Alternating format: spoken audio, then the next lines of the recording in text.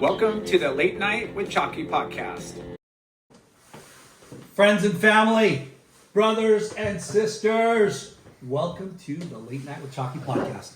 Yeah, woo, woo. Our guest this week has over 30 years of marketing and business development in the surf industry. From Rusty to Reef to 20 years at Surf Hardware International. For those that don't know, that's FCS. He has an unmatched background and experiences and knowledge across many categories, which is why the last 5 years he's focused his time and energy and skills and expertise and insight and perspective with Allwater Action Sports consulting firm.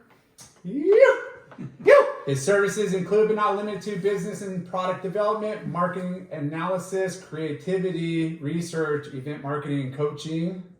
Damn, this guy. A jack of all trades. Right? We're excited to sit down, hear about his Brand Solite, other projects and ideas he's working on, and we want to welcome the only guy that's been bitten by a shark and struck by lightning. Holy shot. We welcome Mr. Tyler. In one day. In one day. Mr. Tyler Ty Callaway. Woo! Holy smokes. All right, we have to start off with the shark and lightning story because nobody's going to believe us. Yeah. So let's start with that and then we'll dive into the beginning. Seems like a good place to start. Yeah. So yeah, I mean, I was working, actually it was before I started working for Reef. I had my own little marketing firm and I was in Florida and I was visiting shops, kind of doing surveys and kind of checking out the market before we launched a bunch of programs. And it was like October, there was a hurricane swell. And I went and borrowed a board from the George Williams, the two Williams brothers. If you've been to Porto much in the 90s, you knew those guys. They were chargers. And best the waves were pumping. The waves were pumping. Best surf I've gotten in Florida, like 2 foot overhead, stand up barrels, Stewart rocks, just insane. And I lost a board, didn't have a cord, was swimming in the gutter. Just about the time I went to grab it, I felt this like wham on my foot, and it felt almost like an electric shock. And I jumped up on the board and was like, whoa, what was that? And then I could feel my foot was torn up. No. And I had a puncture on the end of my big toe, and I was like, couldn't feel the big toe. And so it took me like 30 seconds to get up the nerve to look at it, because I thought I was going to see like no big toe. And I was already thinking like surfing, snowboarding is going to suck, like no big toe. So you knew that bad, like it was bad. So yeah, I knew it was bad, but I, pulled it up. My big toe was all there, and I was like, okay, stitches, I could deal with that. Yeah, I had about 30 stitches worth of stuff on the top of my foot, especially like on the bottom where the calluses were. It wasn't bad, but the top of my foot was pretty torn up. So paddle out, and it's the best day of the year in Florida, right? Like I paddle out and tell my buddies like, I just got bit by a shark, and they're like, you did not, and I'm like, holding up my foot, and they're like, oh shoot, yeah, you did. How long into the session were you? Oh, it was like an hour and a half. Okay. I got I still remember a couple of the barrels that I got. No leash though. No leash. He didn't have extra leash, so no worries. And you're in like the whitewater area, like in the There's like a little gutter on the inside, and the board was just floating in there, and I was like right to it, and it was like wow. And so did it feel like fire big? I could replay it in my. No, it didn't feel really big, but it had my whole front of my foot in its mouth, right? Yeah. And so I go in, and those guys don't come in, of course, because it's the best day of the year. They're like, oh, we'll be in, and I know that means like before dark, and it's like morning. Sorry, Ty, we're gonna maximize Florida time right now. Yeah, exactly. So I'm sitting there in the shower, like rinsing the thing, watching perfect waves peel off. And how did your foot look? My foot looked torn up. Yeah. Were you tripping? A little bit, yeah. Were you for sure a lot, or no? I wasn't gonna bleed out or anything, but I couldn't drive. Like my foot was torn up enough where that's the gas and the brake foot, right? Like, so it was like, yeah, I can't really drive. One of their wives showed up, and she was a nurse, and she goes, "Oh man, I'll take you," like that, because I was sitting there like rinsing it off in the shower. So. Oh, good Samaritan. Terry Williams, yeah, thank you, Terry.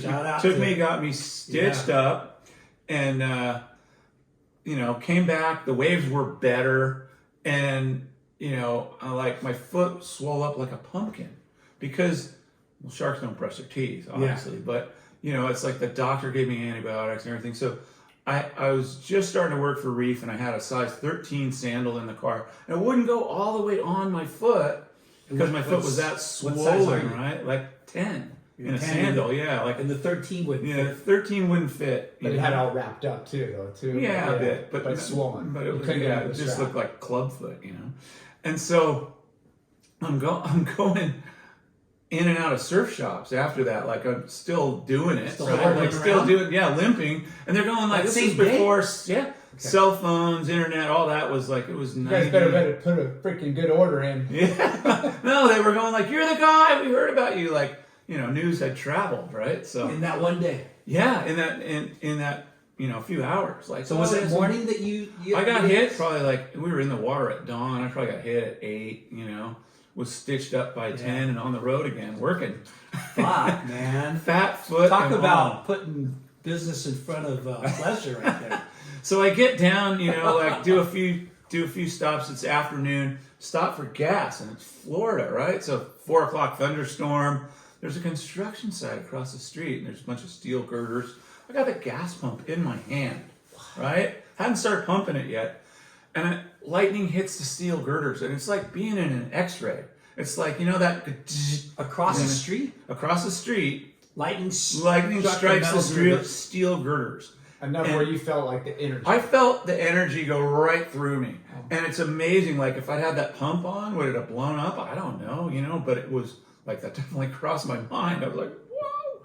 And fat foot and all, I don't think I touched pavement. I was straight into the mini mart. Like, woo, And because it's like if you've been by lightning like close by, when it hits, it's like the energy, like you feel it and it's loud. It was the biggest boom I've ever heard in my life. Like a white flash that you're kind of in, and then it sounded like a bomb going off across the street. So I was like, whoop, into the mini mart, like, whoa. So you're at the gas station across the street.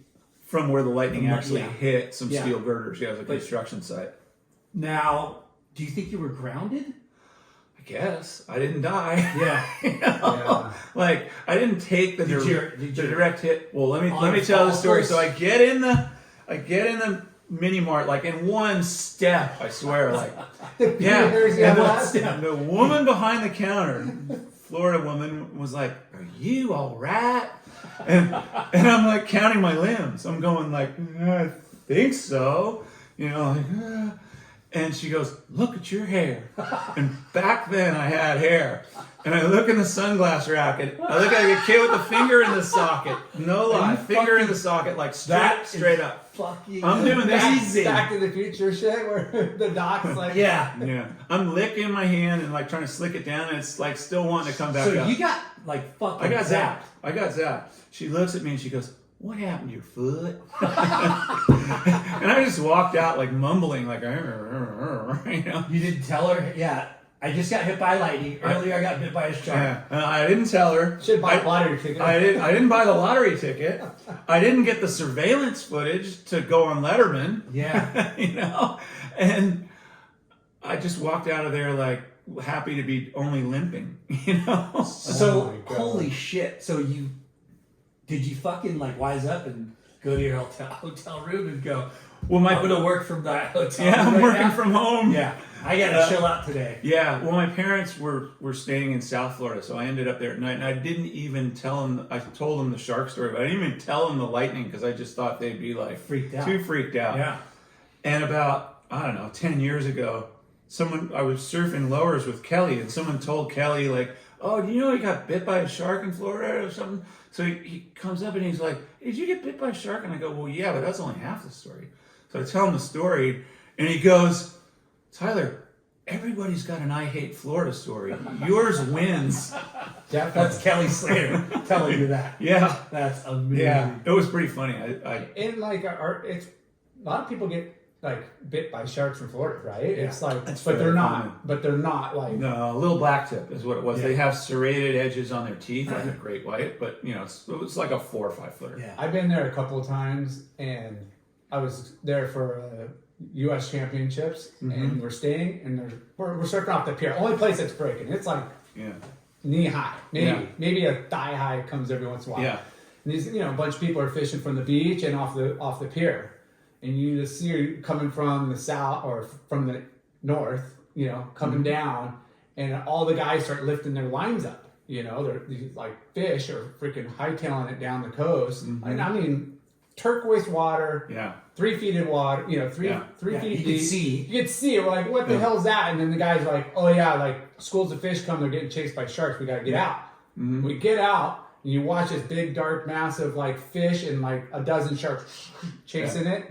And then they go down the beach, they wait 100 yards, and like, okay, and they all paddle back out. I'm like, green light. What? They're like, yeah, they're going. They're just they won't be back. And I'm like, fuck this place. It was like bizarre though, it's just every day. That's what they do. But I can't believe that you, of all people, on a work trip, get bit by a shark and hit by lightning in one day. Like that's got to be, that's in the first. It tripped me out for sure.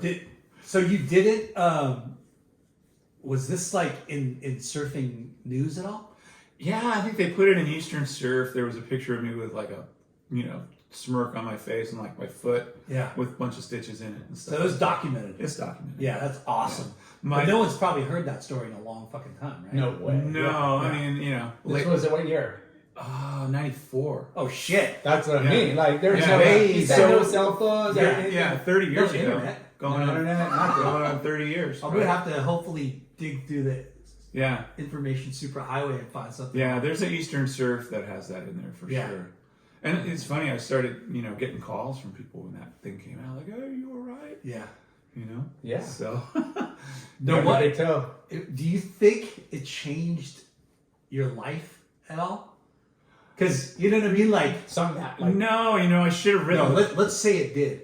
It energized you. Yeah, maybe. No, I should have. That's why you're doing Solite boots right now. That's it. Yeah, shark proof. Not really.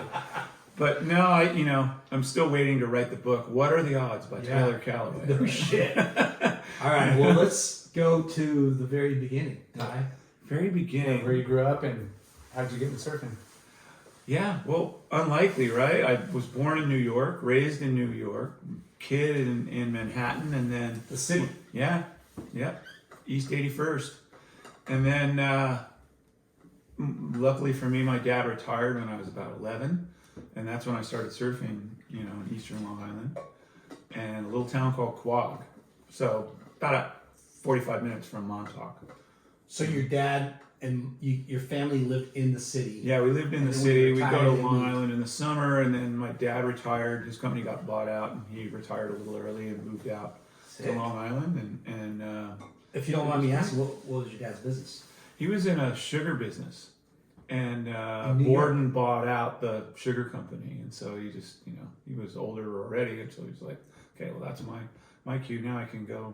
So like a brand that's on the shelves, or or no, because it was there like a supplier to Domino or all the other sugar wholesale stuff. But cool. So lucky for me, the timing was good, and I got to grow up in Eastern Long Island. Manhattan was cool, but like as a kid, you don't want to be in Manhattan. When you get older and there's a lot going on in there, then you want to go in. But what did you do up until then as a kid in the city of New York? Because we've interviewed a couple people, but I mean, you play soccer in school. I used to skateboard in Central Park. I remember learned to ski on a hill in Central Park with snow and stuff. Like pack up the thing and go down. You're a little kid, so everything's big. It's all. And that was that was kind of early 60s in New York, right? So it was a pretty cool time. It was a much safer thing. When we were leaving New York, it was like right after Martin Luther King got shot, and there was just like the country was divided, and it was going through kind of different but similar strife to what we're going through now, So going out to Eastern Long Island felt, pretty cool. Yeah. So was that like your summer vacations? Yeah, it was summer vacations my whole life, but getting to... Your dad had a spot there? Your family had a spot? Yeah. Nice. Yep. So you saw surfing You were at the beach prior Yeah, to going? I mean, there was no boogie boards. It was like little inflatable rafts, and we'd, pump them up as hard as they would go and stand up on them. Yeah. And it's just, I always loved the ocean. What beach surf breaks are you talking about? Well, Town of Quab doesn't have any, kind of renowned surf breaks, and there the sandbar moves around, right? So if you're a surfer there, you're checking, after every storm, you're kind of looking for the new Rip Bowl sandbar. They move around, and you find it. And it used to be like it would just be you and your friends for a long time. It was probably 15 years ago when I went back and found one. I would go back like every September. I'd wait, put a frequent flyer ticket on ice, and as soon as I saw a hurricane that was looking good, I would Quick strike. Strike mission. Yeah. And but we're surfing this little river mouth, this pond had let out, it was perfect left, and there's like 5 of us, and that's kind of what it used to be. Hour later, there's 50 people, and it was like, oh yeah, everybody's got a cell phone now. Yeah. It was like, oh yeah, It's going on. Yeah. There's probably a camera there and too, it's right? like, maybe now. Yeah. So when East Long Island, Mm-hmm. I've been to Long Island, like the Hamptons. Yep, that's where Like, it is. Is that where it is? Yeah. Okay. Yeah, that's right next to West Hampton. It's a little town called Quogue was where I was. Okay. About 45 minutes, hour from Montauk. Yeah. Hour and a half. The surf there. scene wasn't as developed then. There right? was, there was a little one Yeah. back then. There was some really good surfers, like Ricky Rasmussen came out of there. Yeah. And famously stepped into Big Pipeline and was on the world tour and did really well. And so he would come back, in and out through the year, and he really influenced me and my best friend Michael Schurmeyer, who started making boards and kind of taught us how to make boards and stuff. So you're about 11 or 12 that Yeah. got into surfing. Yeah. And you guys live out there now. Yeah. So what was your first board? My first board was a Bunger. So Bunger was a local board builder. Still, his son's still doing it. They're got to be 60, 70 years of Bunger surfboards, right? It was a good Long Island brand, and surfing like endless summer. I saw it when I was about 8, I think, and I knew that's what I want to do. I was already playing in the ocean, right? I was like, that's what I want to do. And I didn't get a surfboard till I was probably 11, but it was a good start. And long cold winter in Long Island. Dude. It's like Yeah. you got boots and gloves after Halloween, and you don't get them off till Memorial Day, kind of right around So then. yeah, like you see the you spike. guys- You see the spike in Yeah. surfers, and then they just all go away. Yeah. Except for those living Kinda. there that are diehards. Yeah. There was some of the best waves on the East Coast were right in that little area. There was this inlet called Threes that was just amazing. Right-hander, the tide in the inlet would supercharge the thing, and it was deep water to shallow, full barrel. There was all these jetties in West Hampton, the next town over, that would come right off the tip of the jetty and would actually barrel and grow. So we learned how to ride the barrel as little groms pretty early. Crazy. And Ricky, having been 3 years older than me and having been to Hawaii, coming back, and he was a big influence, making boards for us and showing us how to make boards, and Was there a lot of kids your age? no, just getting into surf, or a couple handfuls, but What just wetsuit in were you our wearing? little area. I remember I had a body glove, and it had a beaver tail, but it had a high neck, which was kind of the Like first the of its diving time. suits? Yeah, well, kind of, but just like a a little higher neck, because Body the early glove, ones beaver had like tail. a t-shirt neck. They were made for out here, right? Yeah. And you'd go through a wave, and the whole thing would just flush, and it's Ugh. freezing. So, So those no things legs? were good. No, you had a Long like a legs. long john, Okay. and then you'd wear this jacket over it that had a beaver tail. But it wasn't cool to snap up that beaver tail between your legs because it kind of cramped your nuts a little bit, And so you'd always leave the thing hanging, right? And so it looked like a squirrel's tail. And I was a little kid. I had buck teeth, and I'd be coming down the line with that little thing flapping behind me, and my nickname was Rocky the Flying Squirrel. Now the truth comes out. Yeah, so I'm gonna change his nickname over here, Rocky the Flying Squirrel. No, that's so that was the early beginnings. But I mean, now those jetties are filled in. They extended the jetty in that inlet, and there's still good sandbars around there. The right swell direction pumping. Yeah, but they move around, you know? And I mean, the East Coast gets so good when it's good because you get these crazy wedgy, wind swelly beach breaks, Short super interval, steep, powerful. short intervals, super steep. Have you surfed it before? Yeah, not like the Hamptons and up there, but just more And you get south end. and a hard offshore wind, like the surf comes up when the low gets close to the coast. It's coming from here going across, right? And as the low pressure gets close to the coast, it sucks the moisture into it. So the wind comes onshore and it gets stronger and stronger and blows and blows. As the low goes off the coast, the wind clocks around because it's wrapping around the center of circulation, and then the wind goes offshore. So your dream scenario is that happens first thing in the morning, and you're on it when it's the peak of the swell, whatever size it is, right? Your nightmare is it happens like right at dusk.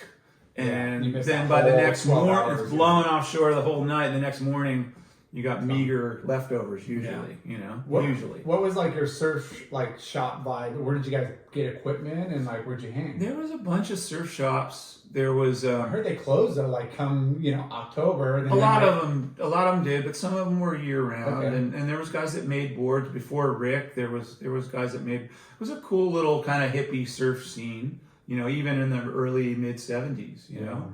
And so, but yeah, sometimes we'd have to drive halfway to the city to Bunger, which was a big shop to get. I remember we got the first urethane skateboard wheels and just like game changing stuff. And So Bunger was the well, Bunger was a bigger shop. Yeah.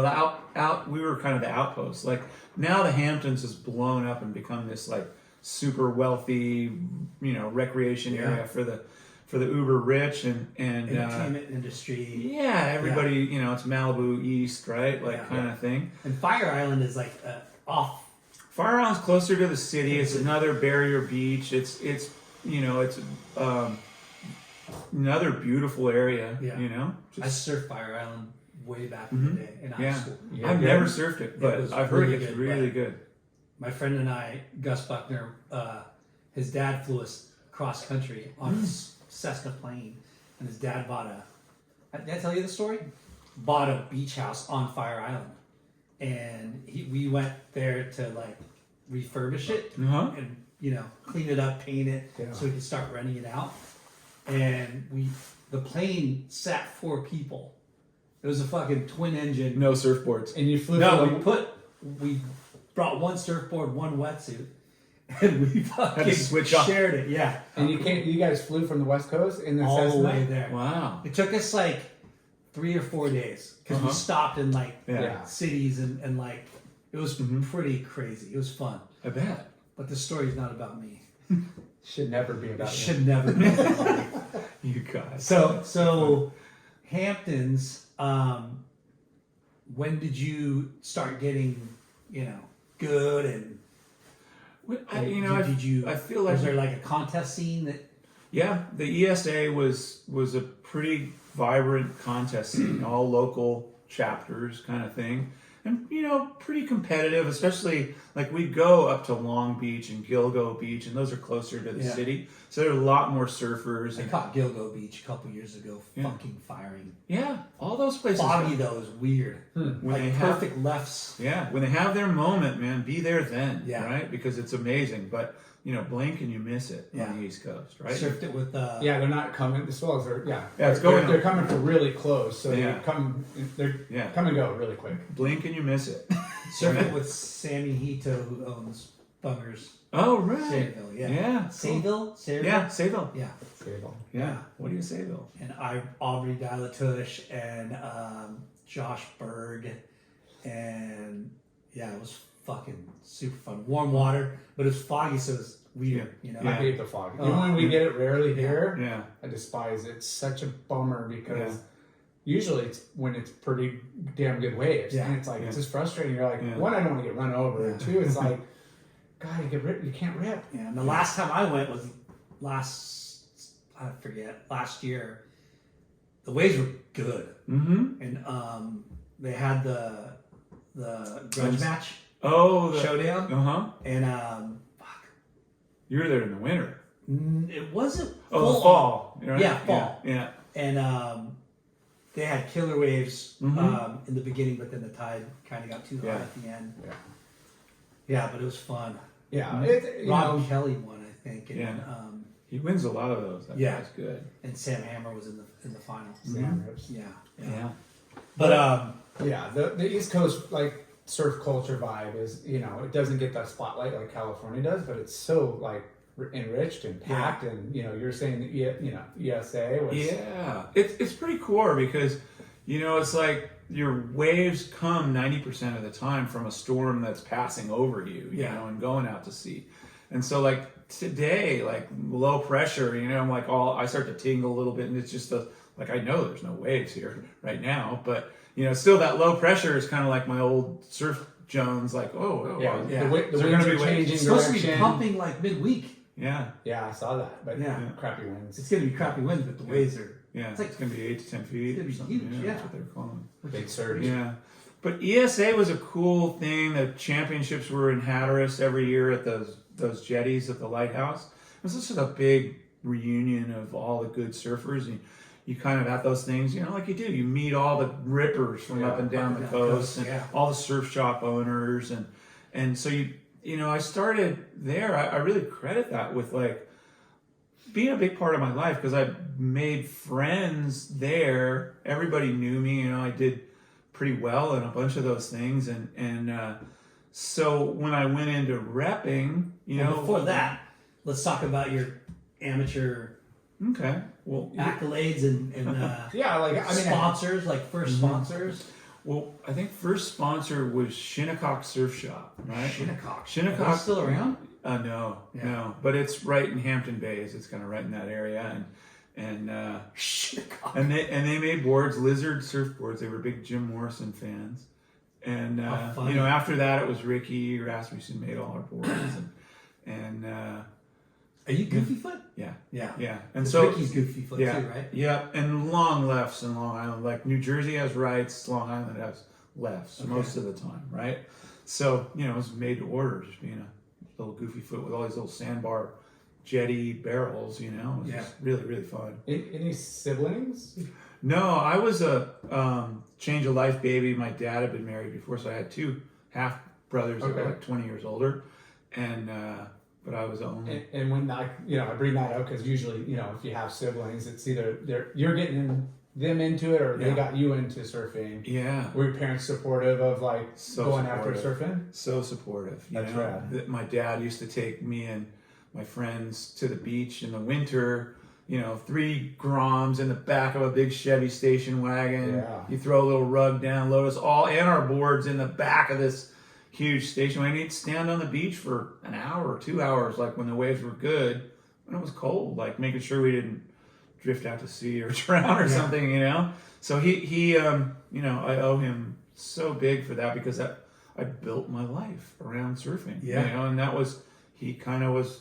So you know what? He was my first sponsor. Let's face it, right? Yeah, sure. So when you got your first sponsors, was it just like they saw you surfing and they put you on, or did you do Local hot kid? Yeah, I think because you're winning contests, that even though it was a kind of fledgling little scene, it's still the same scene that was everywhere else, right? Like it's so. Yeah, so that was it, and it was just kind of you get a little of this, a little of that, But how great is it though when you do get a sponsor, and how stoked you get all jacked up as a kid. You're just like you're so amped. You're 6 inches taller instantly, right? You go to school, all you the got other- bragging rights, you got all the other kids at school are playing just traditional team sports and stuff. Yeah. And they don't probably get it. Here you are, decked out in new gear. Yeah. For sure. Yeah, exactly. So, well, back then, there wasn't any clothing sponsors. Like, that's how old I am. Yeah. Nobody was, maybe, like, Quicksilver wasn't around. Maybe there was somebody was getting some OP shorts. Like, Mike Purpose was getting, like, some Catons. Yeah. And that, that was the first clothing I ever got. I went to the U.S. Championships in Hatteras and then in Texas. And Caton, was Nancy Caton always gave us shorts. And she, she would come out herself, That's so crazy. and To the contest and to the contest, yeah. And she what was great not marketing young to at come the with a time. box of goodies and be Yeah. like, that kid rips. Here you go, Yeah, kid. Pat O'Neill gave me a wetsuit, like back in the day, like but those were the guys that were doing it. It was a cottage industry, right? Yeah. Like that was, but it was also like seemed big time compared to what had gone before. Yeah. Right? So Yeah. Yeah, because I mean, you're talking about surf shops, and if people like were to go back in time, if you took a picture of a surf shop, it was bare bones. Like yeah, there it was wasn't- boards and wetsuits. Yeah, And maybe some trunks. We used to call them baggies back then, right? Like, Yeah. those are new baggies, bro. Yeah. Nobody said bro back then. Yeah. Bro, dude. Yeah, there was maybe a little dude back then, but no bro. Yeah. Not there. Grom was Yeah. a frequently used word. No, because that came from Australia, like in the late 70s, early 80s, maybe. Yeah. Grammy then. No, we were in between Grom and Grammy. Okay, We were okay. in that sweet spot. Yeah. So, Kook. yeah. Coop Yeah, wasn't maybe. born, I bet, for a Yeah. long time. Yeah. Hodad. Yeah, no. I think that, was, Hodad that was one was worn out. We should do a little like Yeah. list- Surf speak over the surf- years. You know? Yeah. Yeah. What surfers say. Yeah. That's It'd be entertaining. So, were you good in school? Like, I was never great in school. I had dyslexia as a kid, and like I was, it's like that kind of thing when you can't read really quickly. Like in college, I had to take a speed reading course to get like up to normal reading level to just keep up with the reading. But when you are challenged in some ways, you make up for it in other ways. So I was really good, like listening, speaking, understanding stuff, because I didn't like to read because it was slow. Yeah. It was, it's not that I couldn't, but like to read a, Catcher in the Rye, or even that seemed like a long book. Yeah. To me That at the runs in time. our family. I was dyslexic, and I feel for my kids, but now there's all kinds of like tutoring tools, but it sucks, Well, there's all this evidence of some of the world's greatest entrepreneurs are that, and it's just, I think you look at the world differently and you process stuff differently, and it makes you, it's just like, blind people can hear and smell and other senses sense take over. Yeah. so You keenly. coping mechanisms. Yeah, and- you just, you go to your strengths naturally as a So, human. So you're like way before your age. Amateur surfing was happening, but pro surfing wasn't really. we were the start. Like Ricky came back and was like, "Yeah, I'm a pro surfer. I'm doing this." And so, all right, that sounds good. We'll be pro surfers too, right? So it wasn't really endorsements. It was like you're making a little bit of money at the contest. That was it. that's it. And Maybe enough to get to the next one if you're lucky. He was a shaper. He was a shaper, Yeah. but he was a really good surfer. Yeah, And I have a breakout magazine or with him in it. like a full article on him. I was just Yeah. looking through it last night and saw Ricky Rasmussen because I've Yeah. heard that name before. He kind of got into drugs, right? At the end there. Yeah. He ended up, Who hasn't? Yeah. Well, he was like, his dad was a ex-pro basketball player, test pilot for Grumman Aerospace, ex-Marine. His dad was super badass, right? Oh. And Ricky was trying to be the same badass, but his own way through surfing and doing all this stuff. So he was just a pedal to the metal guy, which explains how a guy from New York paddles out at Pipeline and gets noticed, when it's bombing, right? And people go like, whoa. And it was so cool to see Balaram win the Pipe Masters, because, I mean, No one from New York in a long time. no one from New York in a long time, but there are waves back there that prepare you for stuff like that. Obviously Hawaii is just on a bigger scale, but there's a lot of similarities to a good day. It's funny you brought up. Take away the pack and the reef and a bunch of other stuff, but But if you have the guts and you have the skills, like, you just got to get that opportunity. Yeah, that's lining it up behind the peak, right? Like just there he goes, right through. We're launching Balaram's episode this Friday. Oh, cool. Yeah. Cool. Funny that you should mention that. Yeah, no, hey, props to you, Paul. Yeah. Like, Yeah. you know, No, it's Huge incredible. kudos. I was Yeah. going to, the other thing I wanted to bring up too is like his dad, how fucking badass his dad was, right? Mhm. Ricky Rasmussen's Yeah. dad. Yeah. Those guys, that generation, the older generation, man, we talk about it a lot, is like how gnarly they were Yeah. as far as like swashbuckling, Yeah. crazy, Yeah. manly things. Well, Yeah. all their He would dads eat were- the glass at the local bar, like just to blow people's minds. Like, you know, not all, but like he would like that. People would. Ricky I or no, his his dad. Like, and you know, I never saw it, but there was plenty of people Legend- that did. Like, legend had it was verified. You Yeah. know. So yeah, you're right. That's where it came from. And the thing, you know, was sad the way that Rick died, and it's such a cautionary tale, not unlike Andy's story. Yeah. You know, where it never really saw the light of day because of how it happened. Yeah. And you can't help but wonder, like, how many kids would see that and take caution from, like, these guys had the world by the tail. They were bulletproof. They thought they were. Yeah. Yep. Turns out, maybe not, you know? Turns out they weren't.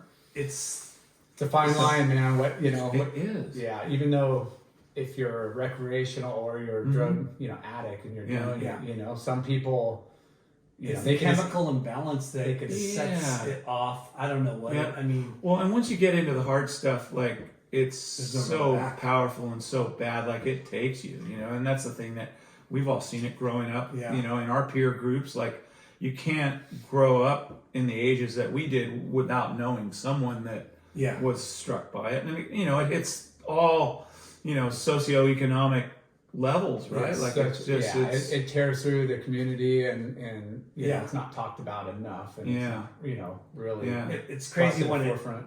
when you think about how gifted some of these people are. Like yeah, that, you're like you would never have thought yeah, they were unhappy, or you know what I mean. yeah. It's just a, Like, Yeah. like fuck you. Like Tom you said, you're Tom Carroll, when he wrote his book, he came out, Yeah.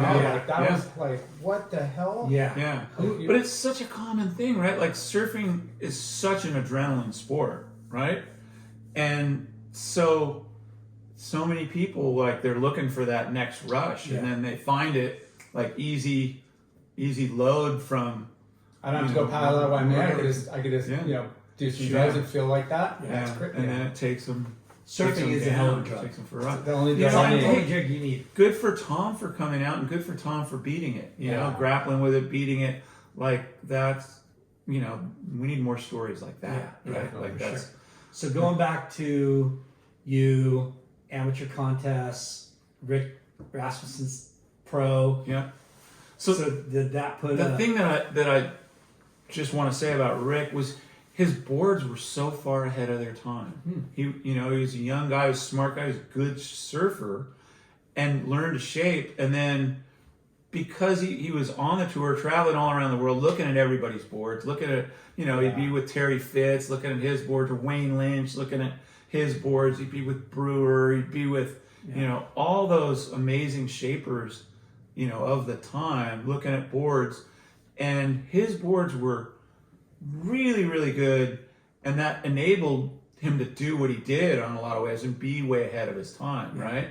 Like, if you go back and you look at the surfing he did at G-Land when they won that Emmy on Wide World of Sports, that all that stuff, like like, Greggy Harrison? yeah, he was the celebrity that went with him, Yeah. and I gotta find that one. So Jerry, him, and no, Jerry wasn't on that one. Oh, that okay. was. Different trip. Yeah, that was Okay. different trip. It was Merkel was the filmer, Dan Merkel, yeah, and they won an Emmy award for that. I thing, think I saw it on YouTube. Yeah, it's on there. Wow. It's ABC Wild World Sports. But like, if you go back and look at the surfing that he was doing in 1970, I want to guess 7, 8, maybe. It was on par with the best. Well, it was Gee, way ahead of a lot of the other stuff, Yeah. and the boards were, you tuned in boards to take that progressive leap of performance. Yeah. Of it, It's funny. We had Jim Kempton on, Uh-huh.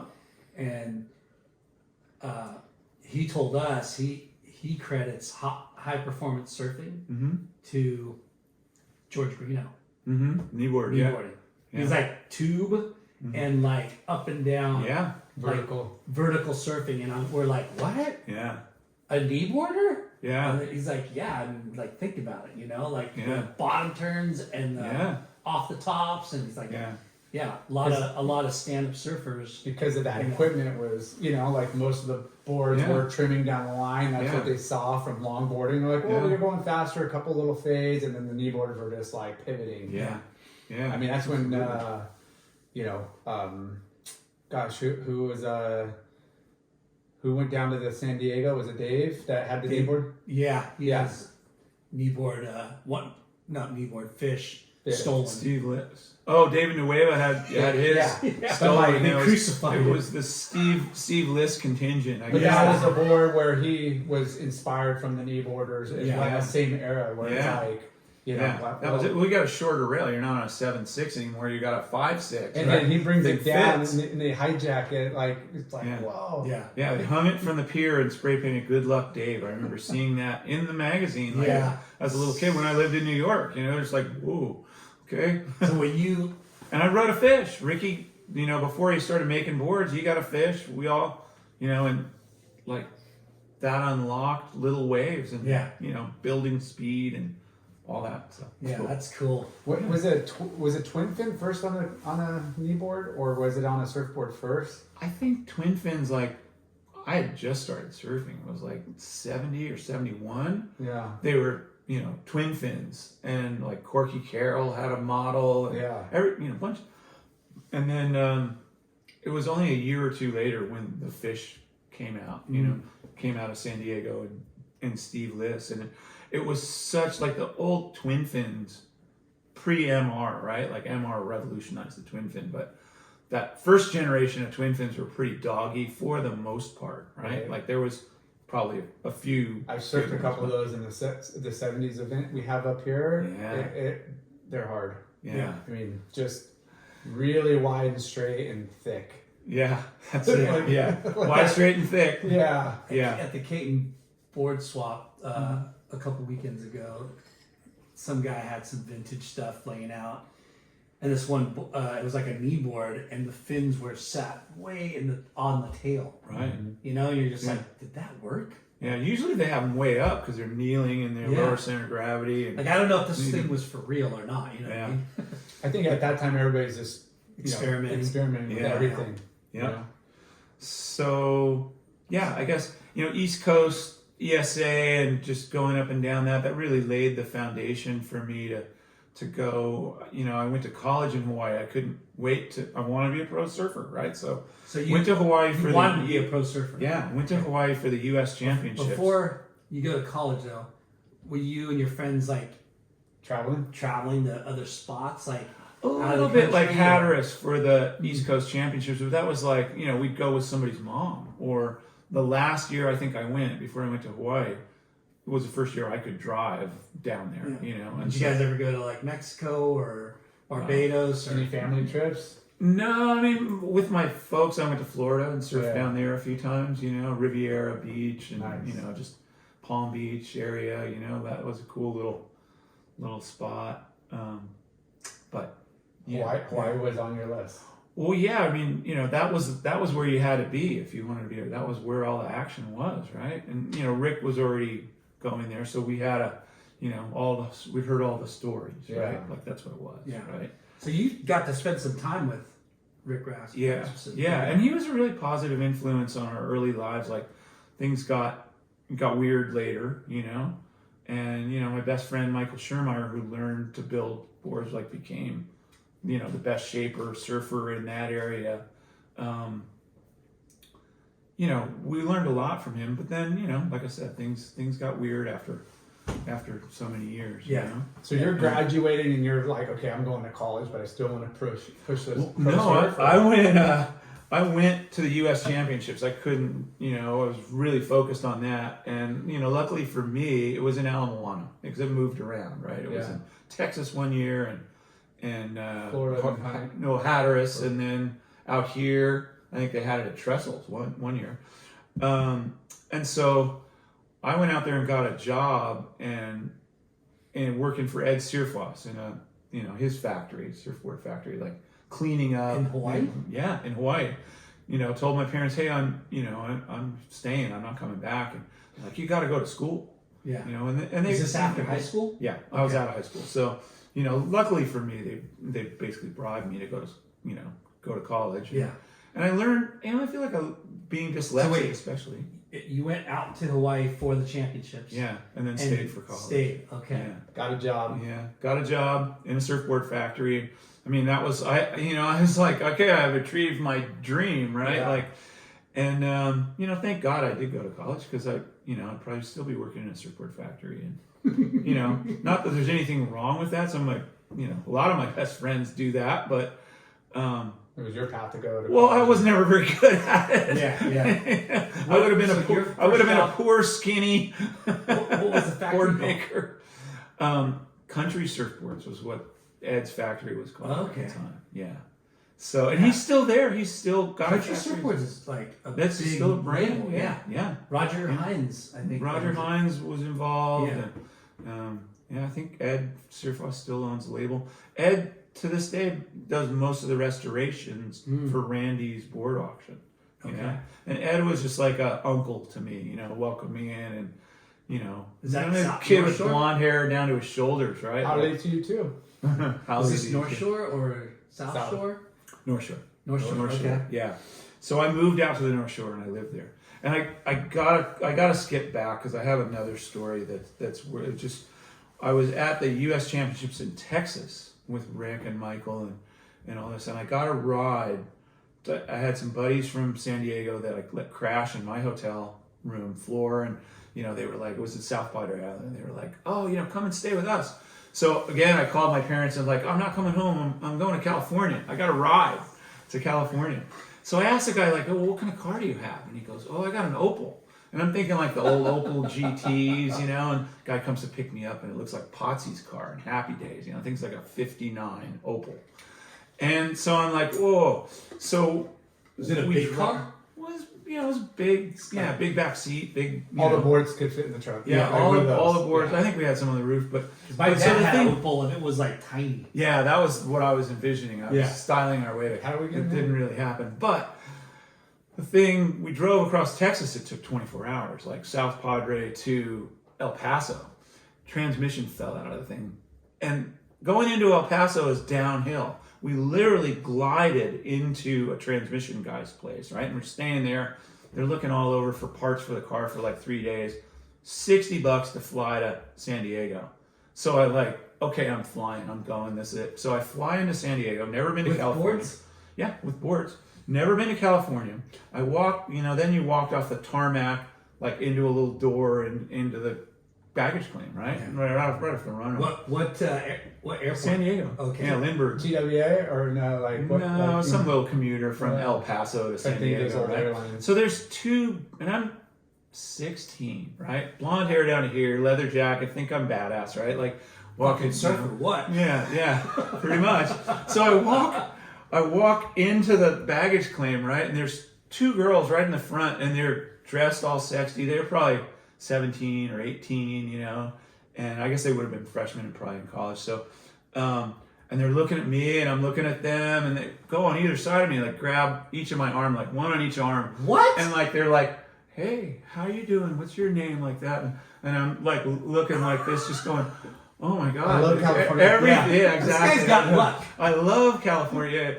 Go around the corner, and it's like 50 chicks dressed in every kind of weird costume. What? It's a sorority.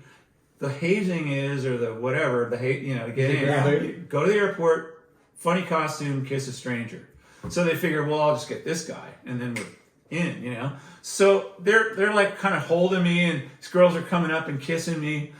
And that was okay for, a minute or two. And then It was okay. I remember this one that looked like Pippi Longstocking with like coat hanger, pigtails, not the most attractive, like coming in with a big open mouth, like, and I bolted. I was just like, what? And so I'm running around the baggage claim carousel, and there's 50 girls like laughing, screaming, chasing me. That and I is did a funny ass weird story. I did like 5 laps before the security came and like broke it up, right? And the dust settles, and my two Security buddies. guy's like, "What are you doing, dude? Get caught!" It looked like it looked like a Beatles movie. Like Yeah. it was like, Yeah. Hey, by chance, are you guys going to the beach? Yeah. So the dust settles, and my two buddies are laying on the floor on the side of the baggage claim, like pounding it, like tears. Yeah. They're laughing so hard they just can't even believe it, right?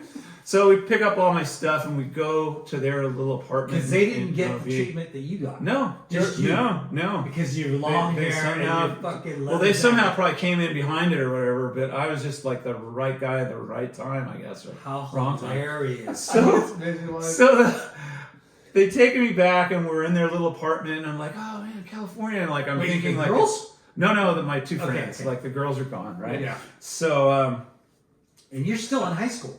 yeah, still in high school, and so they're like every 5 minutes, it's like 2 hours later. We've been in there 2 hours drinking a beer and talking, and every 5 minutes they bust into hysterics, laughing, and I'm like, all right, guys, like it's been, it's over. It's been a couple hours, like, and they go in the bathroom and look in the mirror, look at your face. Like 20 lip prints all over it, and they didn't tell me. You're cruising for 2 hours not knowing you had. And that lipstick was like. Oh yeah, they were It's stuck on your They were face. leaving their mark. Yeah. There's no. Well, yeah, I got him. Look, that's mine right there. So, That's fucking awesome. yeah. So that was my first Just think 15 if you minutes had in phones California. and Oh, you don't Oh travel- man, you I don't would have travel been a with cameras YouTube back then, sensation, right? Like if I could have, only could have, right? Yeah. But sometimes it's better not to have that on. Yeah. Well, yeah. It was just so. That's an Anyway, that was my incredible first 15 minutes in California. Yeah. You're like, I'm fucking staying. I'm not leaving. Mom? but I did. So I went to you're- Hawaii for college, right? And So that wait, was great. so from here, California, Yeah. you spend the summer, what'd you do? Well, I got to. No, I got here, and I was only here for a couple of weeks. Like I was in school. It was like October when they were holding the U.S. Championships in Texas, right? So I was supposed to be in school, but I went to California for a week or Like 10 for your days mom or to so. go, oh yeah, go ahead. Your parents Yeah. to go ahead and go. Well, I didn't really. Go ahead to California. He with just the said, Super I'm gonna Bowl. go. I didn't California. really ask. Okay. I was like, I'm here. Yeah, I'll be back. Don't worry, I'm coming home. Yeah, you weren't afraid to get maybe in next trouble week. then. Yeah, yeah, we sort of were, but you're 17 or 16. Yeah. You're at that rebellious, like finding your own way, right? Yeah. So the next year the thing was in Hawaii. How did you get that Alamoana? Yeah, Ala Moana, and it was good the first couple days, and then it got really small. Mm. I think I got 8th. I'd gotten second in the East Coast the year before. I got 3rd in Texas in the U.S. that year that when I was coming back from. I never won one. I was like right there, but I Yeah. never put it all. But doing well enough to like, Yeah, I was doing. You know, okay. put- I was doing put it pretty all. good from a little kid from New York. yeah, right. yeah. So 'Cause there's no other New Yorkers. there was, my friend Michael Schermeyer Yeah. was definitely, at some of those for sure. He did well. He was in the finals and stuff. So Michael was an amazing surfer, So, Get a job. You stay. so I get a job in Hawaii. I stay. I go to school. I kind of did a lap around the island. I started at Hawaii Pacific and Kaneohe, and then Leeward and Pearl City, and then UH. And I get to the UH counselor going, okay, I'm going to graduate next year. And they're like, oh, no, we don't take the Hawaii Pacific stuff. Like, well, what do you mean you don't take it? It's an accredited college. Oh, no, we don't take them. Sorry, Holly, next. Wow. Which was a huge learning experience. And that wasn't, it was part of a huge learning experience, which is what it feels like to be a minority or to be discriminated against and blatantly discriminated against. Like, no. Yeah. And that was, it sounds negative, but it was such a positive in the Yeah. long term to feel what that feels like and have empathy for anyone else that's going through it. Yeah. It was a big lesson, that came in a few installments, but Yeah. it's like, yeah. So what were you going for school to get a degree in? To get out. Yeah, just whatever classes. Well, I started as a psych major because I wanted to understand how people thought and formed their opinions, like, and how to, I thought it would be sales. I thought, like, well, if you can figure out kind of how to, get people Read to, people and communicate. Yeah. And, What were you? Did you ask majoring? Yeah, I started as a psych major, but second year psych got kind of dark. Like, there's all this weird stuff happening. Freud and his mother and whatever. Like it's just like, whoa. So business, actually communications, and then ended up like putting it all into business and just like, give me the degree, I'm out of here. Yeah. And So you graduated from which college? I graduated from Hawaii Pacific. Okay. To not have to do another year. Yeah. Because UH wouldn't take this stuff, right? Yeah. So graduated from Hawaii Pacific, and How long was your stint on Oahu? 5 years. Wow. Yeah, I was on the 5-year plan, not quite the 4-year plan. Yeah. I took a little time off. And, waves were pretty good a lot of those days. well, I used to buy a Carmen Ghia convertible. Like that was the car to have in Hawaii at the time. And they were cheap in New York because it was just like a Volkswagen, Yeah. So I'd buy them. I lived with a couple of mechanics that had also kind of followed me there from New York. And so I could fix them up, and I would drive it for a semester and then sell it. Where were you living? South Shore, North Shore? North Shore. I always lived on the North Shore. I had a friend that had a house in Kahala by Diamond Head that I used to house sit for in the summers. And that was, just such a, it was like Magnum PIs, like set up like. Go run amok on Waikiki. Yeah. And I mean, there was no girls on the North Shore, or almost none at that time, Like you go there, yeah. What was the pecking order like, the localism like in Hawaii? Localism was heavy. Yeah. Yeah, you said the wrong thing at the wrong time to the wrong person. Did you ever get scraps? Oh yeah, sure. Yeah, I had my share. Bullets fly by me and the whole bit. Like it was the Wild West. It was absolutely the Wild West. And it didn't help that the guys that I lived with were from New York, and they were just as more radical than I was. Yeah. Right? Like so. Were they surfers too? Yeah. But they were also car mechanics and stuff. But you guys come and you guys know like the mafia mentality, like coming from the East Coast and stuff, and you're like, well, this is just another like, is there a problem North here? Shore mafia? Is there a problem here? Is that forget about the type of guys you were rolling with? A little bit, some of them for sure, Yeah. And so it led to some escalated situations for sure at times. You can't win there though. Yeah. No, you can't. That's and nowhere to hide.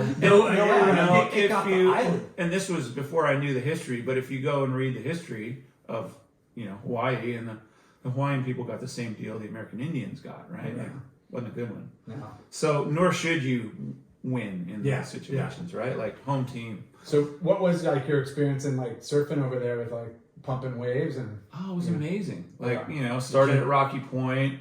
Moved up to Pipeline, moved up to Sunset, and those were the kind of the epicenters at the time. Yeah. Of high performance surfing, and gosh, Did compared it to take now, you a while for each spot to get. A little bit to get to know people and people know you, But it was empty compared to now. Oh my gosh, like it was. There was. You're almost looking for people to paddle out with and surf. Yeah. Yeah. And when the cameras would come out, then it would get crowded, almost like it is now. But the rest of the time, there were so many waves. So we're talking what, early '80s, late '70s, mid '70s, late '70s, yeah. So late you're '70s, early '80s was that whole time period. Yeah. I got there at the end of '76 and left in end of '81, '82. Wow. Back to New York. Yeah. I thought, okay, this, Hawaii kind of felt like a big, beautiful boat going nowhere after there. And I had that same, you couldn't live got out of no upward mobility. You're just like, well, I could just live this lifestyle. Well, I tried to go into advertising, which is what I thought I wanted to do. And so I tried to do that in Honolulu, and ran into that same kind of discrimination thing, and, went, all right, well, screw this. Like, I'm going back to New York, and I got a thing to go into like an advertising executive training program in Manhattan. I hated it. You know, I lasted a couple months. You know, I was just like, oh, Corporate world. yeah, so kiss ass, and Yeah. just like, you know, hated it. Moved back to Eastern Long Island where my parents were, and sold newspaper advertising, taught windsurfing, bartended, and I got a repping job. And I had been to Hawaii. I had gotten some of these gold-plated Miley leaves that a friend's girlfriend was selling there. And I was like, well, I can sell these in New York. And so I put on one of my dad's old suits that fit me and went to like Bloomingdale's and Macy's and like actually got a couple of accounts, and they were What selling were you selling? Miley leaves. It's like these little Miley leaves that like they're green on the leg. They would gold plate them. And it was just like a nice little thing, jewelry for, you know, women's jewelry basically. And so just who was doing this? well, it was a friend of mine's girlfriend, like had the business in Hawaii, and I was there, you know, Christmas time. My girlfriend lived in Hawaii at the time, so, you know, and so like, oh, I could sell these in New York, and so I went like, straight to that. I was into Bloomingdale's, and was she like selling them pretty well? Like she was doing okay in Hawaii, yeah. And so and you thought, fuck, I can sell this, yeah. And so from that experience, how did you get into or get the network, the contacts to Bloomingdale's and just called. I just called the store. Could. Yeah, you know, like, well, who's that suit and just like, I guess I'll just who's show yours? up. You know, like the importance of what you're talking about is you just went for it. Yeah, totally. Totally bullshit. And that's what entrepreneurs do. That's They just fucking go for it. Yeah, see if this works, you know. And so, you know, my dad's suit, which actually fit me really well, and, you know, was like far enough behind in fashion where it was back in style, you know. Was it polyester? Blonde, I had a tan and blonde hair down to here, and I'm going in and seeing mostly women jewelry buyers, right? Like, and so charming, a little bit. You know, you do what you can do to get why the sale, right? You guys are I'm reps, a surfer. like, you know how. Why are you tan? I'm a surfer. I just came from Hawaii. I got these Miley leaves. Buy some. You know? Yeah. And you know, actually got a little bit going. So that was your first. Yeah, that was Christmas time, and then I went out to Hawaii in February, and on the way back, I stopped here in California. And I had written an article, speaking of Jim Kempton, I got to know him. I ended up working for him later, but I wrote an article about surfing in New York.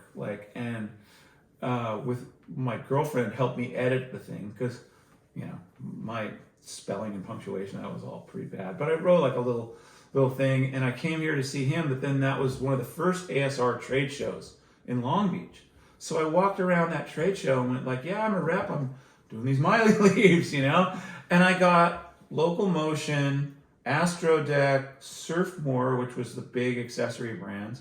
I was riding for Nectar, Gary McNabb surfboards, which that was like the, you know, Lost or CI or whatever of that time, right? Like so I had all that stuff, and I got Virginia Beach. Did you meet John Glom back in the day then? I met John Glom absolutely when Glom was a Grom. I met him. So so then I started cut my teeth like doing Long Island. Those lines from Virginia North. Yeah, from Virginia North. And so at that it was show. And basically you just told bullshit at my way in. Like, oh yeah, I can do that. I know, you know. They didn't have previous rep there. No, it was all new, you know. And they were like a local boy. So this is like one of the first ASRs. Yep.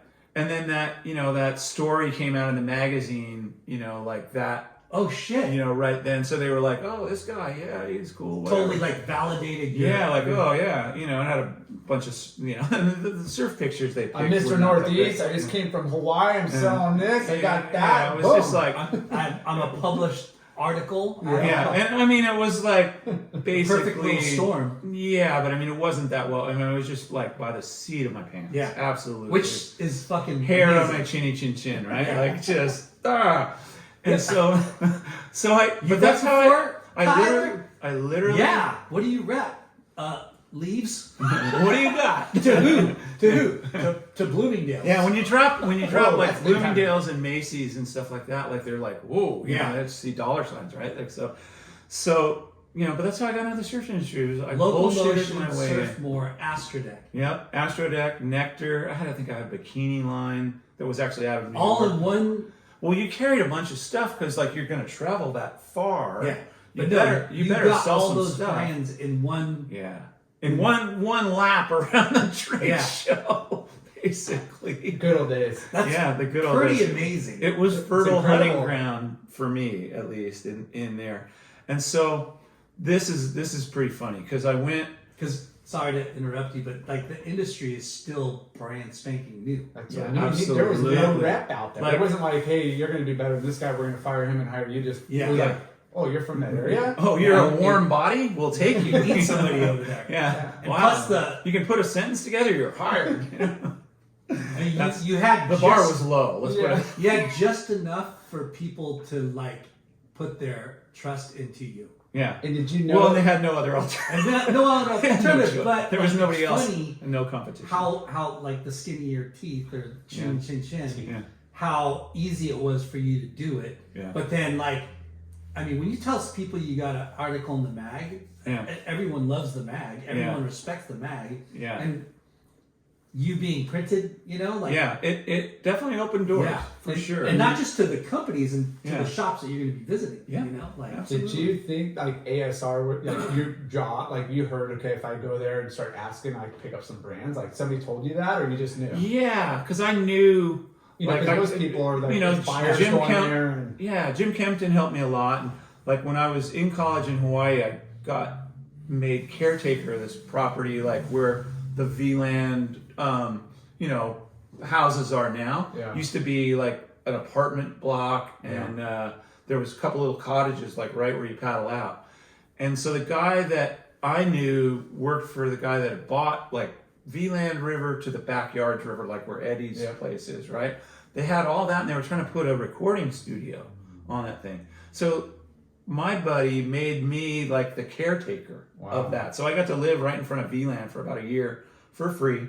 wow. Just doing that. Fleetwood Mac came out because they invested in it, and you know it was kind of super cool, like What how a trip. how all really that. creative like space, you know, because Yeah. you're They- on the North Shore and it's just like Yeah, it's good for the musicians to yeah. have an outlet. Yeah. So I got to do a lot of, you know, kind of cool stuff Yeah. doing that. And then when I got back to New York, you know, I was like, okay, I started building up my line, and, you know, I didn't know how to be a rep. I had bullshit my way in, Yeah. right? I had a piece of wood that I would put all the hangers on that I put between two racks and just be like, here you go, you know, like this is, You learned that's on how the it's fly. shown. Yeah, just totally like made it up as I went along, you know, I have a Now, little was pickup. Local Motion clothing? Yeah, it was clothing. Okay. You know, and boards. They wanted me to do the boards, and I was having Michael Schermeyer make the boards, right? Like so. Local You know, Motion board. well, he was making boards for me, and I put a Local Motion sticker on it next to his sticker because that's how it was. It was backyard back then, you know. But the story. So I did Long Island. I could sleep in my own bed, right? Like any rep wants to do, right? But then, you know, I had to go south. I had to go like there are all these big accounts in New Jersey and Maryland and Virginia Beach. Like that was the happy hunting ground for reps, right? So it's like I knew I had to do that. It was like about this time of year, you know, almost April, and so I load up all the stuff in my little pickup truck with a cap on it, and I drive, you know, I leave late to miss traffic. I'm driving down the New Jersey Turnpike. I'm going to go see Brave New World and Tony G at Ocean Hut and all those North Jersey guys the next morning. And, you know, it was cold. It's this time of year in New York, it's still like 30, 40 degrees, right? Like, so, I go like take all the samples or most of them and put them in the cab so I can sleep in the bed of the truck. And I decide I pull over on the New Jersey Turnpike in the rest area, which, you know, is probably one of the best places to get murdered in the U.S. Seriously? And I slept. So it was the first night I tried sleeping in the truck, and I couldn't sleep comfortably with the tailgate shut, you know, with the cap on it. I was too tall. So I had to put the tailgate down. So I'm sleeping, I have a sleeping bag and all this stuff, and I wake up like 4 a.m, my feet are frozen. And I look up and there's like 4 or 5 inches of snow on the sleeping bag on my feet. No way. And it snowed. So like that's the story I always tell to these guys that that want to be a rep, that's like, like, oh, you got a computer, you got a cell phone, you got MapQuest, you got, all this stuff. Like, imagine going out there with a roll of quarters for the payphone. And a Thomas guy. Yellow Pages. Yeah, it's just going like, and because that's what it was. But I was lucky because I'd been in all those contests and I knew most of the surf shop owners and they liked me. And they basically just threw me, bones, like, oh yeah, man, hey, sure. Yeah, you show up, you're getting something because they appreciate you. Yeah, you're one of us. And they knew I had good lines and that I was a good surfer. So, that helped me get along, right? Like, and that was... And plus, the brands that you're talking about were it's in vogue, pretty big. Yeah, they were on upcoming, they were the up-and-comers. Like Locomotion, yeah. Everyone knew Locomotion. Yeah, exactly. And that was right at their kind of start of their peak, you know? So it was... And Astrodeck was like innovative new that was product that wasn't... Yeah, exactly. Yeah. It was like tape with foamy, like grippy stuff. It wasn't like an EVA pad like it turned into shortly after. Yeah, it had no cushion at the beginning. Yeah, no cushion. It was basically the same. So it's like some sandpaper tape you could stick on your tub. They used like the tub things. Yeah, exactly. Back in the day. Exactly. All neon colors because everything was neon. But so I did that. I got out of the truck, loaded all the stuff in the back, got in the thing, turned on the heat, warmed my feet up. It's like 5 a.m. I drove out to Manasquan Inlet, which is the best spot in the area, right? For sure. The sun was coming up. By this time there's like a foot of snow. Put on my 5 mil with the hood and went out and surfed. And I met these 3 guys came pulling up, and I still know them today. It's John Bolin and his brother Chris, and John used to live near me when I lived in La Jolla, and Chris is in Orange County. And we surfed head high barreling Manasquan by ourselves. And, funny. did that. And We'll never forget that day. Went to Brave New World, and Bill Lammers gave me an order. Was super nice to me. Like, all those guys were so nice, and just Tony G and Grog, and like they were the OG legends. Guys. And I'd surfed in Grog's contest. Grog had that pro contest. I'd won the juniors like the year before, it was more than that, a couple of years before, I think. But anyway, like they knew that I was like legit, I guess, right? So they were super cool. So you're one of the first East Coast reps. Yeah, I was one of the original jazz. There was guys doing it, and I didn't know anything about it. There was this guy that did O'Neill, and I was like, oh, okay, you can get paid. Oh, that's a good, like it was like, huh? Yeah, because now that you're a rep, yeah, you're gonna try to figure out how to be a rep. Yeah, exactly. And exactly, you got to look at who's already doing it. Yeah, right. Yeah. So luckily, I had someone come along to teach me, and his name was Paul Gillane. He had this company named Beachtown that was based out here, and I had called him like relentlessly trying to get a job. Beachtown was the name, and it was a women's clothing line that he was shifting. He was going to do men's also, and Hans Hedeman rode for us, and Snips, and Shane Beshin, and we had an amazing team. So we brought that brand up a couple different times, and it's just it's such a dorky name. It's TOWNE, right? Yeah, exactly. Yeah. Their logo was like black and white, and it looked like a stamp. Yeah, exactly right. Exactly right. You're talking 80s, and they're all like oversized. Yeah. So trade show, Atlantic City, which was a cool place to have a trade show, sort of. And it is when you're in your 20s. Exactly. And so I'm there. It's like 9 months into my repping career, and Paul came to me and was like, hey, because I'd called him a lot trying to get a job out here when I was here for ASR. Like, I wanted to stay and work here. You had your eye on that. I had my eye on doing it here. Yeah. And I just pivoted to doing it back there because I couldn't, I didn't have that many connections. So the timeline, was Gotcha around yet? Yeah, Gotcha was around. And Quicksilver? Just started. Quick was around. Maui and Sons. Locomotion was brand new. Jimmy Z? Jimmy's was like a year later, maybe. Okay. But right about then. Yeah. Because all those brands were. Yeah, we were all competing with all those guys. So I started doing that, and it just sort of launched my career. But the funny thing was how I got the job, right? Like, so we went out to lunch during the trade show, and he's like, why don't you come to California? work for me in-house, pay salary, you know, which is music to any new rep's ears. Like, oh, you know, Yeah, Gary, He like, wanted you to move to California. he wanted me to move out here, which is what I had originally kind of pitched to him 9 months earlier, whatever it was, right? So, you know, I was like, oh, Paul, I don't know, man. I think I got, you know, the showroom going. I'm going to open in Manhattan. I've got this going on and that going on. Because you're successful. Yeah, well, I thought I was. I was getting there, maybe, felt it, you know, right? a little bit. Yeah. And so I told him thanks, but no thanks. You know, end of the lunch, I got up and I'm walking down the street and it's like 4 o'clock and the sun's going down and temperature dropped like 30 degrees from when we went in to have lunch. And I'm like halfway down the block and I'm like, what the hell am I thinking? Cold winds just got, I don't want to do another winter here. You know, I've been through 2 after living in Hawaii. And so I U-turned it, like went back and he was still paying the bill. And I like slid right in the booth next to him, like coming in hot. And he was like, you know what, maybe we should talk a little more. And a week later, I was packing my car driving out here with my girlfriend. Like, So wait, boom.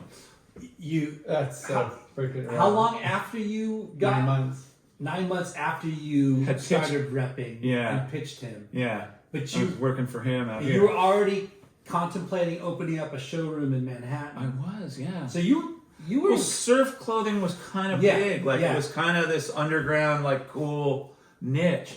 And speaking of Strider, like Strider was in the New York Times back then. He was like a little 12-year-old kid. I remember he was in this ad in the New York Times. It might have been a little later than that, but it was like, he was like full page in the New York Times. Like, we met this kid. His name is Strider.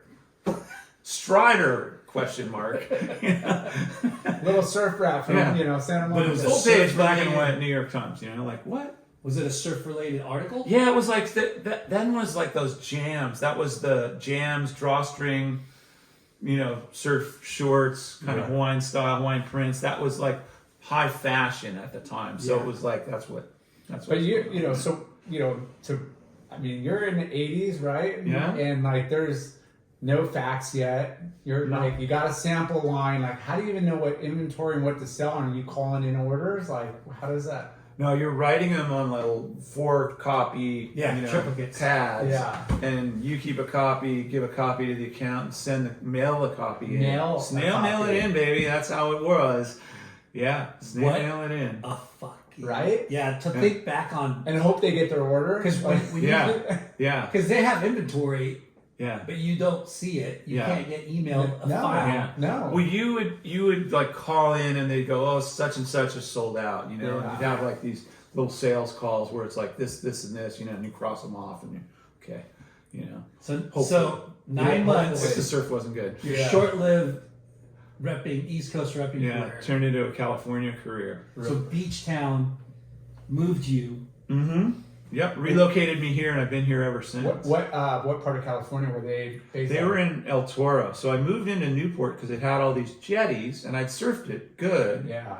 And it had all these jetties just like West Hampton, where I grew up, you know. And so I was like, boom. I ended up getting a house from Schroff, like right at the end of 56th Street. What? And was there for like 5 years.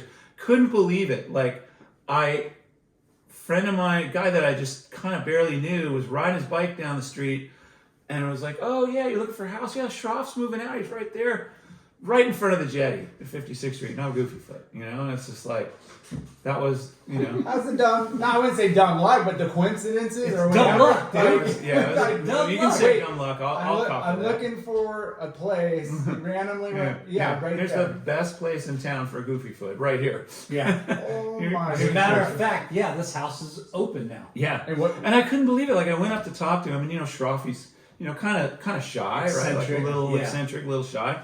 And I'm like, no one's moving. You got a surf team of like 30 guys or something, right? Like no one's moving. No one's moving in. How much was it? Where's the landlord? Oh, he's the 2 blocks that way, like doors down. I was like down there on my bike, like, hey bro, I want to rent your house. You And know, what was your rent?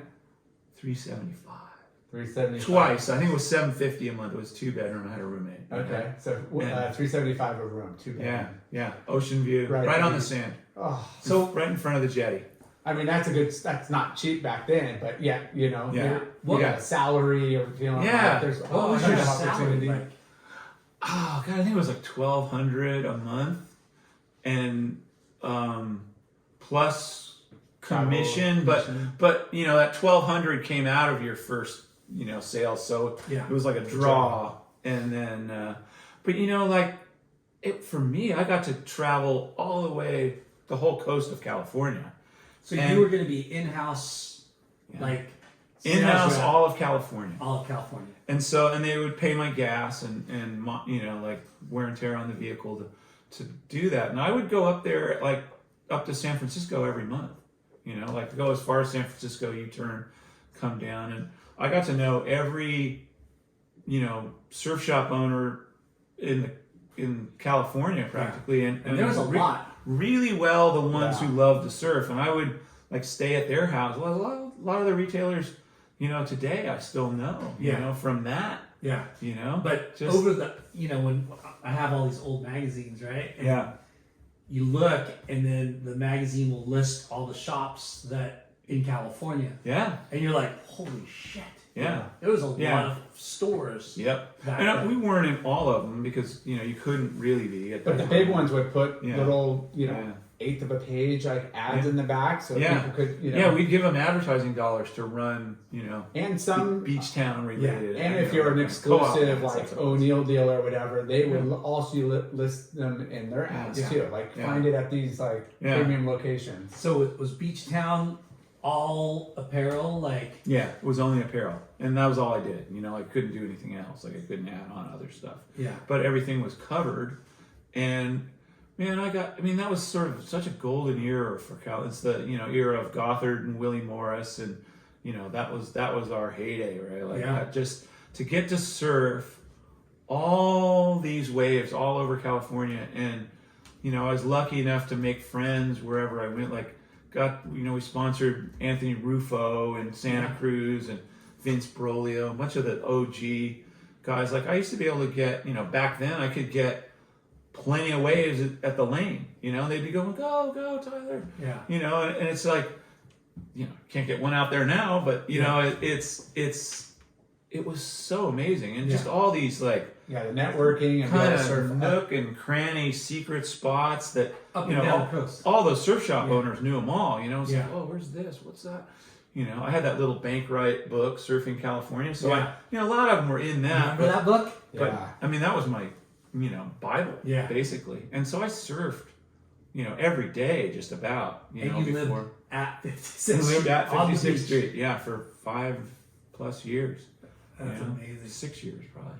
So how big did you get Beach Town in California? Do you remember? I got it pretty big. Like we had a really loyal following, and it was doing really well in a lot of shops, but everything was changing. Quick was changing. Gotcha was changing, and our stuff wasn't changing as fast. And my customers were starting to tell me, like, hey, it's the same short. I really don't need to buy it. I didn't sell that well last year, So I had gotten to meet Jim Kempton when he worked at Surfer, and Art Brewer, and a bunch of those guys, Peter Crawford. They had the house next to me at V-Land when I was in college. So they were there for a month or whatever. That was the Surfer Magazine house. So I met all those guys and we became friends. And so I had, Steve and Debbie Pevsman were super helpful. Like they connected me with Paul. Like, try this guy. He needs good people. And he's from the East Coast. Like he's going to appreciate you. So that was like a good little network. And I got to be part of like that. So, I ended up going to work for Jim Kempton, who had started an ad agency, and after he Pac's son, Surfer, Pac's son was one of his clients, and we did stuff for Hobie and a bunch of bigger brands. But I became the account executive for Pac's son. They had like 40 stores, and they were headed for 100. And that was in malls, right? Like that was the industry. Like Quicksilver was just probably going public right around then, maybe just after. It was like that was the sort of golden age, I guess. Definitely. And so you I were did say it again for account executive. So I did all their ads, and like we did billboards. I did it in like what would it have been? 84 4, So it's 5, Kempton's 86 probably. Kempton's advertising agency. Yeah, I did a rap commercial, like for Pacific Sunwear, you know, and like we did it on K-Rock, you know, which was the radio station at the time, like, and yeah, just crazy billboards, you know, with giant waves on them, and it was super fun. When they, you know, that was when the PSAA was going on, and I had this thing where I was like, okay, well, Jim put us down to sponsor a contest, and I was like, okay, well, let's do a thing. Let's get all the brands to come together and have their team sign autographs at this PSAA in Malibu, right? So I'm calling all the team managers for Gotcha, Catch It, Billabong was brand new. Bob was doing it.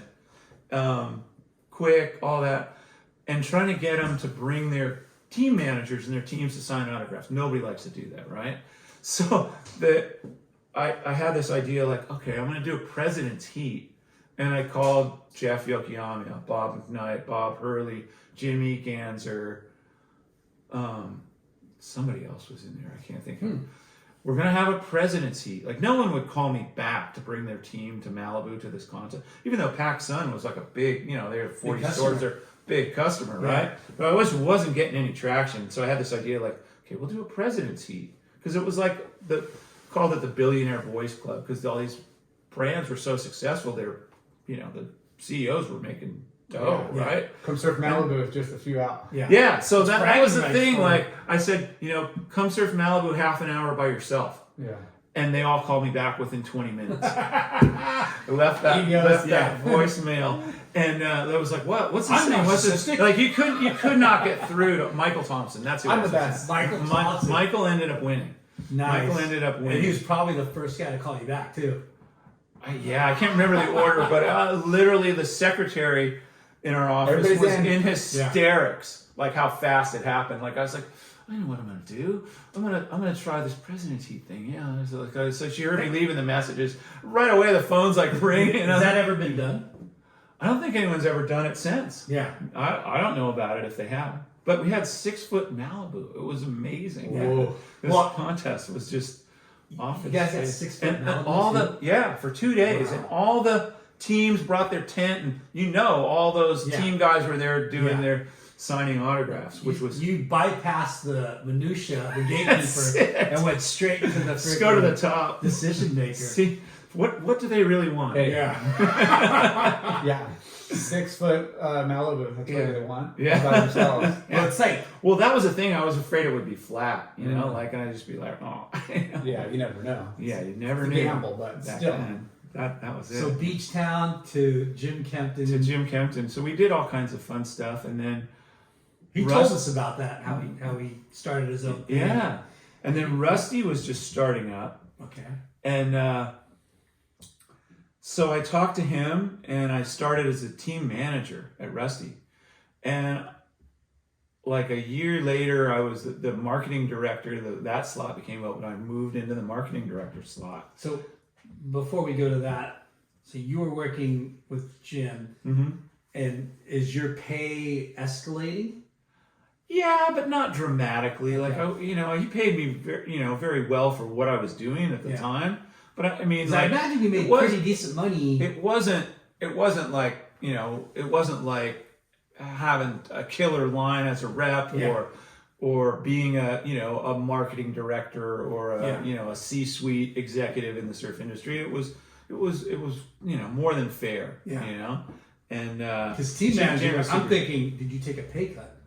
No, maybe. Yeah. I think I actually did when I started. Yeah. But Rusty was like exploding at that time. Yeah. And they were putting a good team. Yeah, it was he was just about to start clothing. Yeah. So he hadn't really. Clothing wasn't even. I was right when he was starting clothing. You know what I mean? Like the money had to have been like way less than what you were making. Yeah, I remember I kind of took a thing where I was like, I couldn't do it for less than this, and he goes, oh, that's fine. and then, I thought about it. I was like, God, that was the dumbest negotiation ever in my life. Yeah. Well, you did that backwards. What do you think I'm worth? Okay, well, let me think about that. Never throw out another. Yeah, I really learned from that one. I was like, and I learned, caught myself. I was like, but that's how bad I wanted that job. Because I knew, I think I had a couple of boards from Rusty already. And I knew, this guy's future going places. His boards are good. Channel Islands and Rusty. Well, it's also for me, that's what took me to FCS was it's something that you ride, and that I was all about that. It's just I could talk about that all day long. So you came on as team manager. Yep, and then moved up within a year. The marketing director slot opened up, and I moved right into it, and I was there about 5 years, I think, and you're learning all kinds of different aspects of the industry and not just industry, but roles in each company. Yeah. From ad sales. Yep. I had the whole kind of picture being of a athlete ad contracts, sales, athletes, seeing kind of everything, the ins and outs of all everything under the hood. You got to kind of experience, Yeah. And so that was a good thing, and that kind of ran its course. And then Rusty was just a board company when you came on. When I started, and then the clothing came out. Clothing. And that was the big division was, who's going to ride for the boards, who's going to ride for the clothing.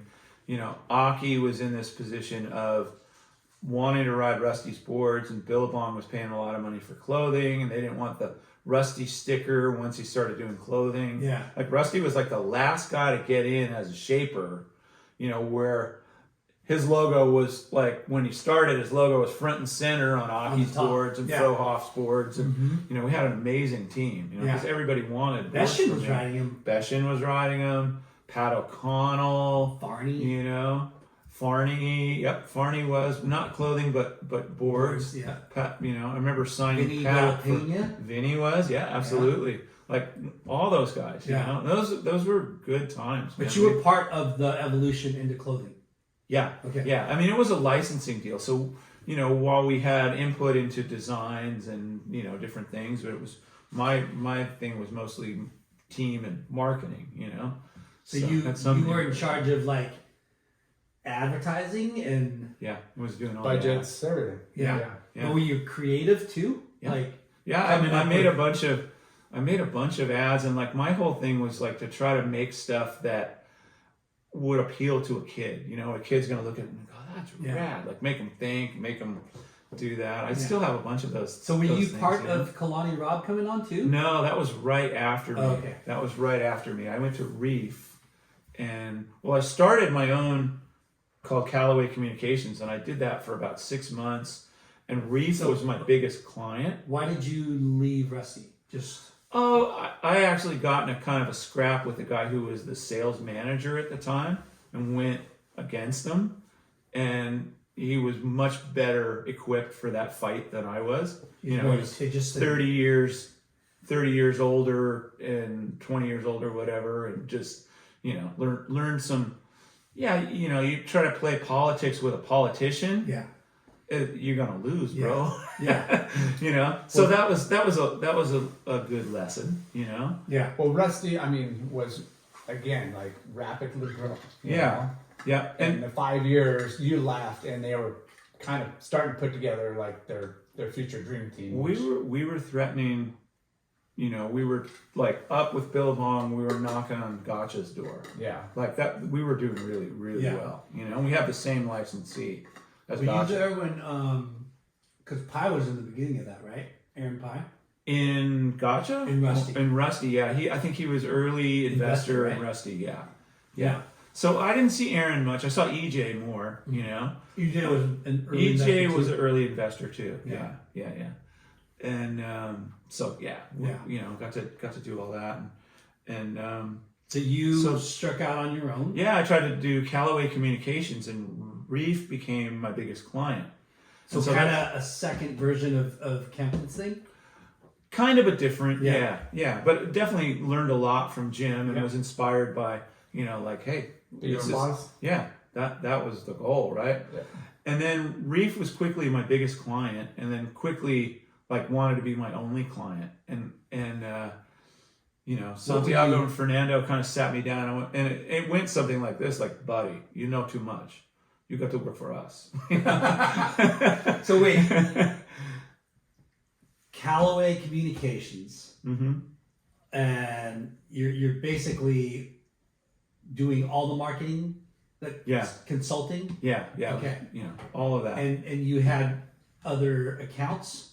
I had a couple little ones, but nothing compared to Reef. Reef was the big fish, right? Yeah. Now, was Reef already popular, or were they? Yeah, they were. They went to new heights. Like that was right before they were starting footwear, like sneakers, closed-toe footwear. It was only sandals. Jeff Kelly when I started. still there? Jeff was still there. Yeah, and Jim Watson came in when I was I was there. That's early days. Yeah. So, and the funny thing was, like, the Santi and Fernando, one of my big regrets is not telling them no. Like, I'm going to stay independent and keep my own brand, like build my own brand up. Because some of the guys that did that did, really well. Yeah. And, I was too quick to just like, okay, yeah, I'll do it. Because, it was like, it's kind of the easy route, right? Yeah. Like, when you have your own agency, you got to like find the business, do the work, and then chase the money. Yeah. And always doing all three of those things in cycle, bringing in new people. So I quickly realized. It's like you talking to that dude from Beach Town, and you're going to open up your own, your own showroom, and then you walk out and you feel the headwind in your face. That cold north wind. and you're like, ah, shit, I'm going to take the easy route. Yeah. Same thing here. Like, Yeah. you had Reef, and you could have built a stable of other business, but Retrospectively, I should have done that, But I mean, you can't blame you, Right? It's like. But one of the best stories out of that whole thing, and there was a bunch, but was how the Reef Girl came to be. So when I first started, like, their team was like Brock Little and Richard Schmidt. Sonny was on there for a hot minute, but he forgot to put the stickers on, and they, that didn't work out. And then, were you in charge of the team? Not at that time, but yeah, when I started, like, in earnest as their employee, then I was managing all those athletes, right? Yeah. So that was right when the U.S. Open first started up. Don Meek, first year, or maybe actually I think it was the second year, because the first year was kind of a surprise. And it was like, oh, they're doing this thing, and it's in 6 weeks or whatever, 4 weeks. And they said, well, bring your team, the old PSA, bring your team to sign autographs, And, all the Reef deals, like, I went and like basically scooped up most of the momentum generation, because they were all like, they weren't, Rob, they weren't, you were part of that. Like they weren't, they were so young. They were so young that they weren't getting, big dollar, but you could see they were the up. You guys, guys were the up and coming kids, right? They, not he. I identify. Did you write for Reef? He, him, not Did Jay. you write for Reef? I did No, not. you didn't. So yeah. So I because you I had went Shane and hired. Dorian. No, he and Kelly were like the only two I didn't have. I had, and maybe Taylor. I didn't have Taylor. I had Taylor on Rusty. Okay. We worked with him there, but yeah, we had the Malloys and Donovan and I think Jeff got Donovan and Jeff got Gerlach, but And Jeff got me. I got right And Dorian. yeah. No, Dorian was not. Dorian was Sanook. He wasn't Reef. Yeah. He was one of the guys that didn't get. Dorian was Sanook? Yeah, Dorian was Sanook. Yeah. But so. No? yeah. I don't know. Donovan Donovan was. Yeah. Timmy Curran. Dorian's always been with Reef. He's been there for, I think, forever. Yeah. Timmy Curran. No, Donovan was Sanook. Yeah. After Donovan. Reef, he went with Jeff. Yeah. Basically, he and Jeff were very tight, and they he went with him. But yeah, Timmy Curran. So amazing. And so to announce this, I made a poster, right? And they had done ad of a girl, they'd done it like a sandal big on one page, a little surf shot, and an even tinier shot of a girl with a G-string from the back. And it was like postage stamp in this one page ad that they were doing, right? And so I made this poster, and I made the frame out of duct tape, and I like printed all the photos. I like made it by hand, wrote funny stuff. I made it to look like a kid would have made it himself, put it in his room. And I was like, well, because that's who's do coming. you have to any get more of autographs. those bikini shots that you ran in that one ad? Because every kid wants a hot chick on his wall, right? So I put a couple of those. They were like, oh yeah, we got like 4 of those like girls that we did that, and it was Vince Caviteo that was shooting those in Hawaii. So I put a couple of those girls in the thing, and I made this poster, and we gave it to all the surf shops, and everybody put it up, and it was cool. So they call us and they say, we're doing this U.S. Open thing. Bring your team to sign autographs. And I'm going like, oh man, Here we go again. We pay Really these hard. guys $100 or whatever it was, not much more. Yeah. To ride make an appearance. sandals. Yeah. No, to wear sandals and have a sticker. And you're only paying them that much. yeah, we're paying them very little compared to Billabong or Quick or those guys. This was just Footwear like was a this small is, we were side. their gas money sponsor, Yeah. whatever. So I'm going, oh, this is gonna be a nightmare because they don't want to do it for Quick. They're definitely not gonna want to do it for us, like on the same day or at the, they didn't like doing that stuff. Yeah. So I'm going, oh man, I'm gonna be sitting there in the booth by myself, like it's me like pulling teeth to get these guys, and then I could see, that not looking too good for my new bosses, So I looked at this poster and I was like, wait a second, you can't tell. The genius. You kicks don't in see over that here. girl's face. Like, I'm just gonna find a girl that looks like that from the back and buy that same bikini and put a Miss Reef sash on her. So this is your brainchild. My brainchild, baby. The We're gonna line, pack this the house. line was down around the infield. That whole, like there was 100 people in line. So wait, most did of the day, you for 3 advertise days. it as Miss Reef Girl? Signing autographs. Sign up, yeah. Yeah. So you created a Miss Reef Girl. Signing autographs. Yep. Signing autographs. Autograph posters, right? Yeah. And she looked just like the girl in the poster. No one knew. Yeah. No one knew. The funniest thing was like all those guys I was worried wouldn't show up, couldn't get rid of them. They were all there like, oh, I want to sign When some is this poster. done? Can we extend it? Yeah. We'll 2 come back o'clock? tomorrow. Dude, Yeah. people will be here till 5 Yeah. or 6. And so the light bulb went on, right? Like I was like, oh, okay, I'm onto something here. This is good. And you start making What- the calendars. Well, and then we transferred it because like all the orders were written by the time the ASR came around, right? And they used to have this tent that was their booth, like enclosed tent. Big Tony would be at the front. Reef. Yeah. Because there was no one in there writing orders and they wanted to look busy. So they'd all sit around the front. So I'm like, oh, hey, how you Yeah. doing? But they Create a- wouldn't bring anyone into the tent to see that the emperor had no clothes, Yeah, right? yeah. Like it was just like It's all that. show. So, and it was not super busy in front of the booth either. So I was like, all right, you guys want to crowd at the booth? Watch this. 3 Reef girls signing posters in front of the lines down the trade show aisle. It was Like, So You know? when you told Santiago and Fernando what your idea was, were they all in, or were they like, oh, I don't know? they were never super enthusiastic. It was all more like, well, maybe that'll work. Yeah. Okay. I mean, they agreed. We'll give it a shot. They agreed to, foot the bill. Yeah. Well, well, we grew up with that. That was OP Pro, and huge. they did a bikini contest at Yeah. the beach. It was kind of like hand in hand with and a the event riot back broke then. out. Yeah. Well, yeah, of course, that one year. But Reef had, a Triple Crown Reef event. It was Uruguay, Argentina, and Brazil. They Yeah. did like this South America package, and it was Yeah. like That was on fire. and yeah. Yeah. Well, They mix my daughter's business in and the other pleasure. room, Yeah. but what the thing is, it's sex sells, and we're buying. Well, Yeah. yeah. I mean, Well, that, and, we used to get letters, and the letters were 2/3 in favor of, mostly from women, Yeah. and 1/3 against, on the, like mostly the ads in the magazines, Yeah. right? Because we were front spread of the magazines, Yeah. And so and that was Fernando's idea, like to buy up and get that real estate in the premium. very front of, like the first thing you see when you open the magazine is Reef. Bong. You know? So That was- going back to the first one, was Fernando and Santiago there?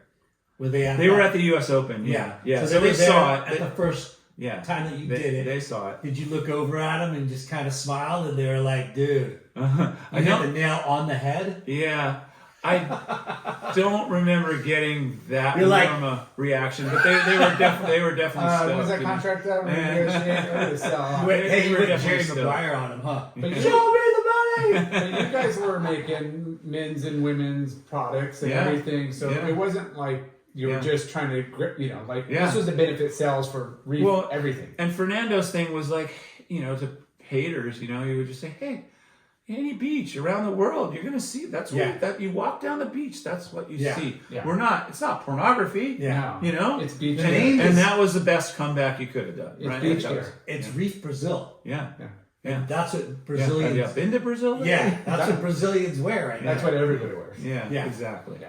So that worked out really well. And so then, a couple of years into the thing, it's like, well, we better have a Miss Reef party, right?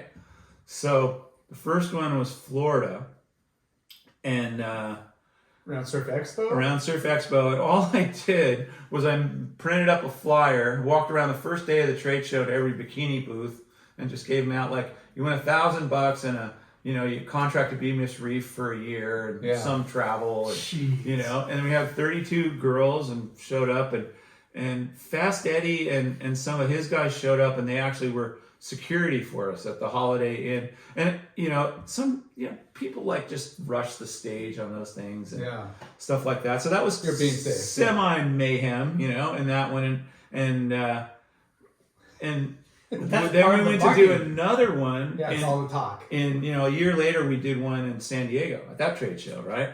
And Oh, I the remember. Yeah, you were I there. remember them. Yeah. Yeah. So we I did mean, that, when and the Reef girls were signing autographs, there was Yeah. lines every Yeah. freaking. Yeah. and so Big Tony was our chief of security because he'd been with them forever, and I love Tony. He and I used to be roommates. Like we'd go to shows. Yeah. And We so gotta get him Tony was, like I'm like, he's our head of security, and they're like, well, you have to use all our security, and I go, okay, we'll use your security, but Tony knows us, he knows our thing, like he runs it, right? Yeah. So this was the U.S. Grant Hotel, pretty nice hotel downtown San Diego. I'd set the whole thing up with a manager, contracts, and he enforced this thing. And luckily, I wrote it in the contract, and that we had to use their security, but Tony was going Was the point charge. was the, Yeah, the in charge. captain of security, is what we called him. And so, for whatever reason, their security did not show up that night at all. What? To a man, there's supposed to be like 12 guys. We had 5 or 6 bars in a ballroom, right? Yeah. And so Tony was by himself doing this whole thing. Every kid in San Diego wanted to go to that Definitely. thing. And there was like 5,000 invites, for the bikini contest. And, 3 hours into it or whatever, I see Tony inside with a drink. Like he just buckled, poor guy. Like he was doing it all by himself. Yeah. He's like, Guarding I the can't. front door. And it just like, and then the walls came in. And I remember some kid was probably like 15 with a mohawk, like skipping through the thing like he was in a mosh pit with a bottle of Jack with the pourer still in it going like this. And I'll never forget that image, like, oh man, I'm going to jail. Like as I saw at the end. that, saw it, I was just like, oh no. This is a liability waiting to happen. And so, but, it Went off without died down. The only kid that got hurt tried to do a stage dive from the second floor balcony onto his friends, and they all parted me on the marble floor, and he broke his leg. But that was the only injury. But there was like, so I walk in to the manager's office the day after, or 2 days after, on the Monday, and he goes, "You owe us $20,000 for damages, theft of alcohol, blah blah blah blah blah blah blah blah blah." I just pulled out the contract and went, "Your security, right here. Yeah. We wrote this in. There's your signature." They did not show up. Yeah. Here's our lawyer's card. See ya. Yeah. So you guys Or unscathed. Never heard a thing after that. You know, it was just like, oh my gosh. Got to get in writing. Yeah. You know? And it was just like, And it's to protect both parties, obviously. Yeah. And Yeah, but they're that not to no show an event with like 5,000, ASR goers looking that could have been bad. If I hadn't written that in and had him sign it, that would have been. Yeah, Big Tony is no one to be. Yeah. No. So 5 years with Reef. Four and change. Yeah, and then FCS. So what happened with Reef? Just run its course. You know, the defining moment was I checked out somebody that I knew's shoes. Like I would look down and see what people were wearing, you know, and my friend busted me on. He goes, "You just checked out my shoes, didn't you?" Like, and I'm like, and I just like footwear is only so exciting. It's funny because now I make wetsuit boots, right? I'm back in the footwear business, but it's only so exciting. The FCS thing, I just saw the potential, you know, because. Can I go back to Reef though? Because what's crazy is how big Reef became, not only in the marketing, like the bikini thing was insane. Like it put Reef on the map. Yeah. Like your idea put Reef on the map, but also, you know how what do they call it when the name becomes the product? Mm-hmm. Like it's synonymous with what, instead of saying thongs, they say Reef. Yeah. Right? Yeah. It gets so big and dominant. Yeah. Kleenex. Yeah. Yeah. Instead of tissue, it's Kleenex. Yeah. Soda, Yeah. it's Coke. Yeah. Right? Like it's crazy how when you become synonymous with it. Well, Reef was that. And I worked at Huntington Surf and Sport, and I remember I handled the sandals, the buying and the restocking. Yeah. And I remember just going, holy shit. Yeah. Yeah. Well, those guys, I mean, Santiago is amazing because he really figured out how to make those things better than anyone, right? Like, that was one of the things of their success, and how to make them cheaply and in Brazil and make that all work. The different categories that the sandal category and product lines, I mean, it exploded.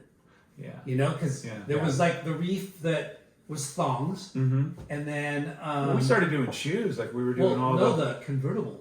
Yep. And it was like, not only was it men convertible, women convertible, junior, toddler convertible, like, so like it was a trip to watch, the sandal wall grow. Yeah. And it's because of one brand that like, because they created just like every category, Reef was like, because there's flow hose before. Yeah. Right? Yeah. Rainbow. There was a rainbow. Yeah. But when Reef came on, it was like, holy shit. Then Etnies started to make sandals. Quicksilver started making sandals. Like, it became a category. Like everything, like when something pops off, all the other brands look and go, we got to do that too. And it was treated as like a kind of a summer, category where it's like, hey, you would get your space, and winter, and then it would kind of die down to where they're like, shit, this sells all year round. So that space wouldn't go away. Yeah. It wouldn't downsize. It just kind of stayed from then on. Even though for the longest time, like, what we just said, all those brands jumping in, Etnies they made a big splash too and got in the sandal game. But Reef, I mean, from your time, and then the bottle, Keenan coming up with a bottle opener. Yeah. like there's so many. Yeah. But when people start getting out of their lane and trying to do shoes, because I know what you're saying, the shoes failed. Yeah, they kind of did. I mean, it was, well, we did okay in the beginning, and it took us inland. That was the thing, like, because I hired Jim Rippey and then Terrier and, a bunch of snowboarders. Yeah. And that was the first foray, and then some skaters. And we were never going to be a hardcore skate brand. Yeah. But it took us inland, and we added 500-600 accounts in a year. Like, so just, it was the same demographic, just a different geographic, right? Like, these are the surf kids. They're just no surf. I love that sentence. It's the same demographic, but a different geographic. For sure. Yeah. That's I mean, that's why I'm going to quote that one. You're going to steal that one. I'm going to quote that one. But that's why PacSun and some of these other malls, like, channels like exploded because they brought that like lifestyle. To the demographic Yeah. and the geographic. Yeah, that's it. Say that And I think 5 times fast. I learned that kind of at PacSun, and I used it at Rusty because I took them into, like, Tony Hawk was getting boards from Rusty, so we got him in the clothing. We had a guy named Jason Ford who was a really good snowboarder early years, and this guy Jeff Brushy who then became Remember Jeff Brush? huge. Yeah. So we had really good snowboarders, and so we did this whole surf skate snow thing, and it was like boarding anywhere, Yeah. right? Because that was the start of it all. Yeah. It's funny because you bring up skate, surf, snow, and not everybody can do that. Yeah. And it's funny. There's only certain brands that are known for that, Yeah. but everyone tries it. Yeah. Yeah. And the music, and Yeah. the art, and the Yeah. Exactly. So Stay in your lane, folks. Stay in your lane. yeah, there's something to that, right? There definitely So then, is that. after Reef, So then, the FCS thing kind of came on my radar, and it was from a friend of mine that, like, Larry Block was distributing it here, and is Larry Block a person? Larry Block is a person. Block Surf, Simi Valley is where, and he's got a surf shop up there, but he's got all the Block Surf Yeah. his product. Which, No, I which remember. was dominating know if when it I was was a a person. And he was like me. I We used did to a see lot. We him. bought a lot. HSS bought a lot from Larry Block. Yeah. I used to see him on the road all the time, and he was one of those guys that the brand was literally him, Yeah.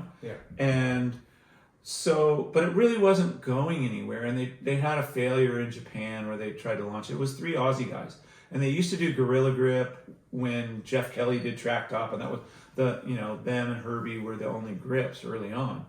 So my friend was like, hey, I can make this, you can sell it, let's go into business and compete with these guys. And so I met him at the trade show, and I asked a bunch of questions, and I was kind of sizing up the opportunity. You met the Aussies? Yeah, the Aussies. And I concluded that, like, they've got patents, they got infrastructure, they got experience, and they got some dough. And I'm not putting my little nest egg up against that, to go work twice as hard for next to nothing when you're, like when I got this Reef gig's going good, you know? And a couple years later, or probably a year later, they came to me and said, we're opening an office in California, we need to reboot this whole thing, and we want you to run it. And I kind of kept saying no until I couldn't say no anymore, like the offer. And were just you got- still at Reef? I was still at Reef. Okay. Yeah. And so I left Reef to go do that. And Did they have knowing- distribution here already, like FCS, or were they just trying to no, break not into the really. market? No, they were trying to break in the market. Every surf shop was all glass on. Yeah. The only FCS you'd find was on a little CI twin finner that Al made that had one little nubster fin with 2 plugs on the tail that you could Crazy. take out.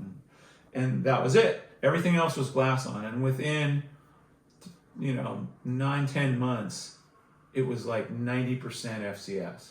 I literally Rusty was really good. He gave me a letter, saying I'm using it, I'm backing it, I believe in it, which is Yeah. a big deal, right? So, sorry. The guys from FCS want you to open up their office or work at the office and Started handle- office in the U.S. basically, right? and run marketing and sales. Yeah, Okay. yeah, And yeah. So I became the president at that point. Okay. And so that was kind of my first shot at like being my own, yeah. driving the ship, right? Yeah. Like, and I remember having a conversation. Like Fernando generously took me to Salt Lake City on a snowboard trip, like with his marketing team to just like kind of coalesce and stuff. And I remember sitting up with him in first class, like talking, because I poached the seat, and started talking to him. And, for once I was on his side of the desk, having to tell people, well, we can't do that, we got to do this. And we had the best conversation about like, now I get it, now I see what your side of the desk looks for. Because, like Fernando was super smart, and the reason Reef was so successful was he had that vision of distribution everywhere, and he was a lawyer, trained in Argentina, but he had the chops to like set that up right. Yeah. And those guys were passionate, and they just went for it hard, So Yeah, because you're creating an industry with FCS. Yeah. They didn't have distribution. No Yeah. shapers in the U.S. Yeah. were using FCS. Nope, exactly. So, it was me and a guy from Australia that they had brought over, like training people how to put it in, and me talking surfboard builders into doing it. Yeah. Because you had to develop a pitch line. But it was so easy. Here's the thing, think about it. Every board's got glass-ons, right? We made the first streamlined board bag that looked like a surfboard, that wasn't a ProLite, like giant Big tongue box, depressor, yeah. big, oversized, right? So it was pointy nose, kind of round tail, template of a surfboard, but with no fins. You could put fin block, three of them in there, zip it up, and it looked like one, right? And it was still more streamlined than and so I would walk into the shop with that, put it down, unzip it, pull out 3 boards. And guys would just be going like, whoa, what if I told you, what do you got, 100 boards in the rack? You could fit 3. You could put 200 tomorrow without changing a thing, right? Now, what if I told you that when you sell, because changing fins on these things is like changing tires on a race car. What if I told you, if you sold 2 sets of fins, you'd make as much as you were making on the board? Bing, I'm in, Cheaper shipping, no damage, no broken fins. Now you got another category to sell, and you're making more margin. Yeah. The no, it's so easy to say no because people are so afraid to and lazy for change. Yeah. And you have to start with the shapers, right? Yeah. Because if you don't get the shapers on board, you're not going to get the shops on board. Yeah. What do you mean I can't buy this board? Board brand if they're not offering these. Yeah. And luckily, like you were saying, Rusty gave you a letter saying they were going to get behind it. Well, and I got Kelly. Kelly Slater? We got Kelly. Yeah, Kelly was early adopter. Like Sonny was one of the early adopters, and Sonny and Kelly together. I mean, who's going to say like, oh, that doesn't work? Because those 2 guys are riding it. Yeah. Like, and they were the 2 best, most powerful surfers. How did that come about? Like, it was funny because, one of the 3 Aussies had a relationship with Kelly and his manager, and had been like feeding him fins already, and there was this back and forth when they were trying to get me, and I was talking to Kelly's manager at the time, and he was going, I don't know, I think we're going to go with this other one maybe, and I was like, whoa, wait a sec, and I told the Aussie guys, I go, hey, if he doesn't do anything, I'm in. If he does something else, I'm out. I'm not going to fight him because he was, he was the Uber marketing tool. Yeah. Not tool, but asset. Yeah. Asset would be the better. Kelly's such a tool. No, but you totally, you're totally right on the amount of. Yeah, I just thought it would have been an uphill climb, right? Like it was just a no-brainer. You're talking the Red X? What's that? It was Red X. Yeah. Trying to pioneer, I mean, they've had success. How long was it out in Australia before they tried to venture into 3 this years. market? So 3 years of success there. Well, no, they weren't. They weren't that successful there. Mm. They were force feeding little bits, but it didn't become very successful until it was very successful here. Wow. And then the whole world caught on in a year, Yeah. But it had to be here and to be legitimate, So you knocked down Rusty right off the bat. Yeah. And then did you go? Well, he was very good, in doing that because he believed in it. Yeah. So did you go after Channel Islands and? Mm-hmm. I went after everybody. Yeah. And like I said, it happened so fast. In less than a year, 3/4 of the boards on the racks were FCS. Man. Because it was a no-brainer. Yeah. For them, it was an absolute no-brainer. And the cool thing was like when I was first asking those guys a lot of questions, they gave me a bunch of fins, and I had Rusty make me a board and put it in, and went out to try it, and I wrote it 20 times or 30 times with the same set of fins in it. I never changed them. And then one day on a whim, because you didn't think that way mentally, because all your other boards, you didn't change the fins, they were glassed on, right? Like, so, and then on a lark, I was like, let's see what these other fins are like.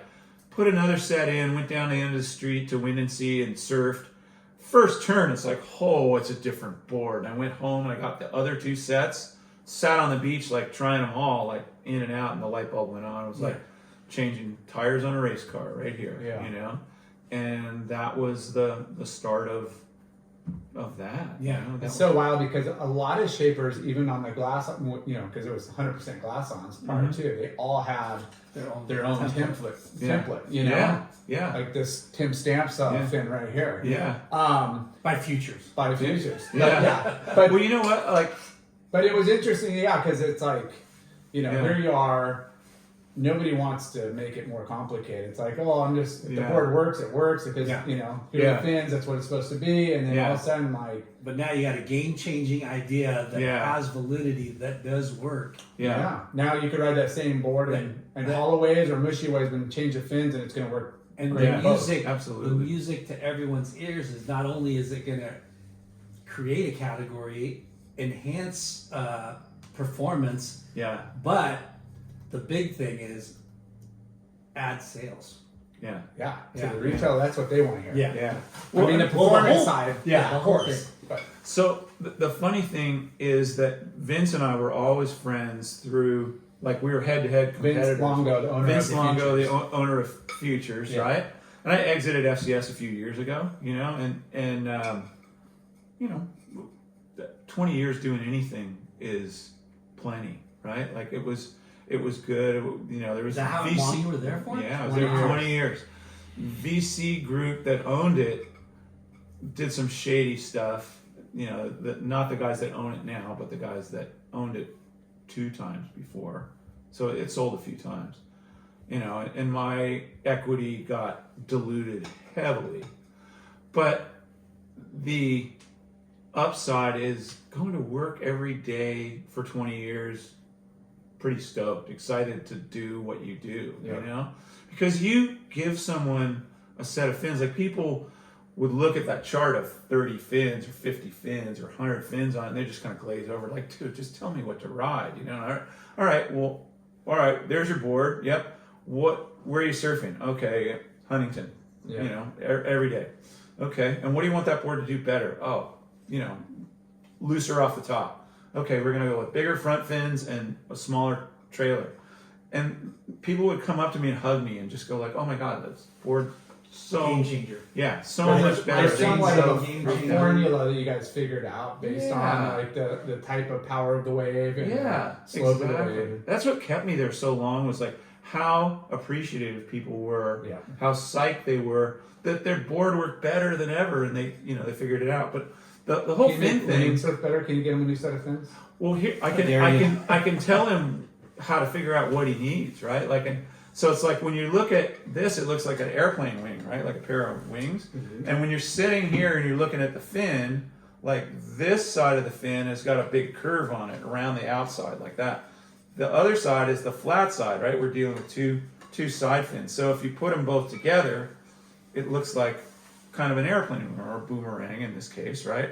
But the thing about that longer curved side right here, the outside, it's longer. Like the water or the air to go from there to there has a longer distance than the straight line on that side, right? But you're not splitting the atmosphere, the ocean.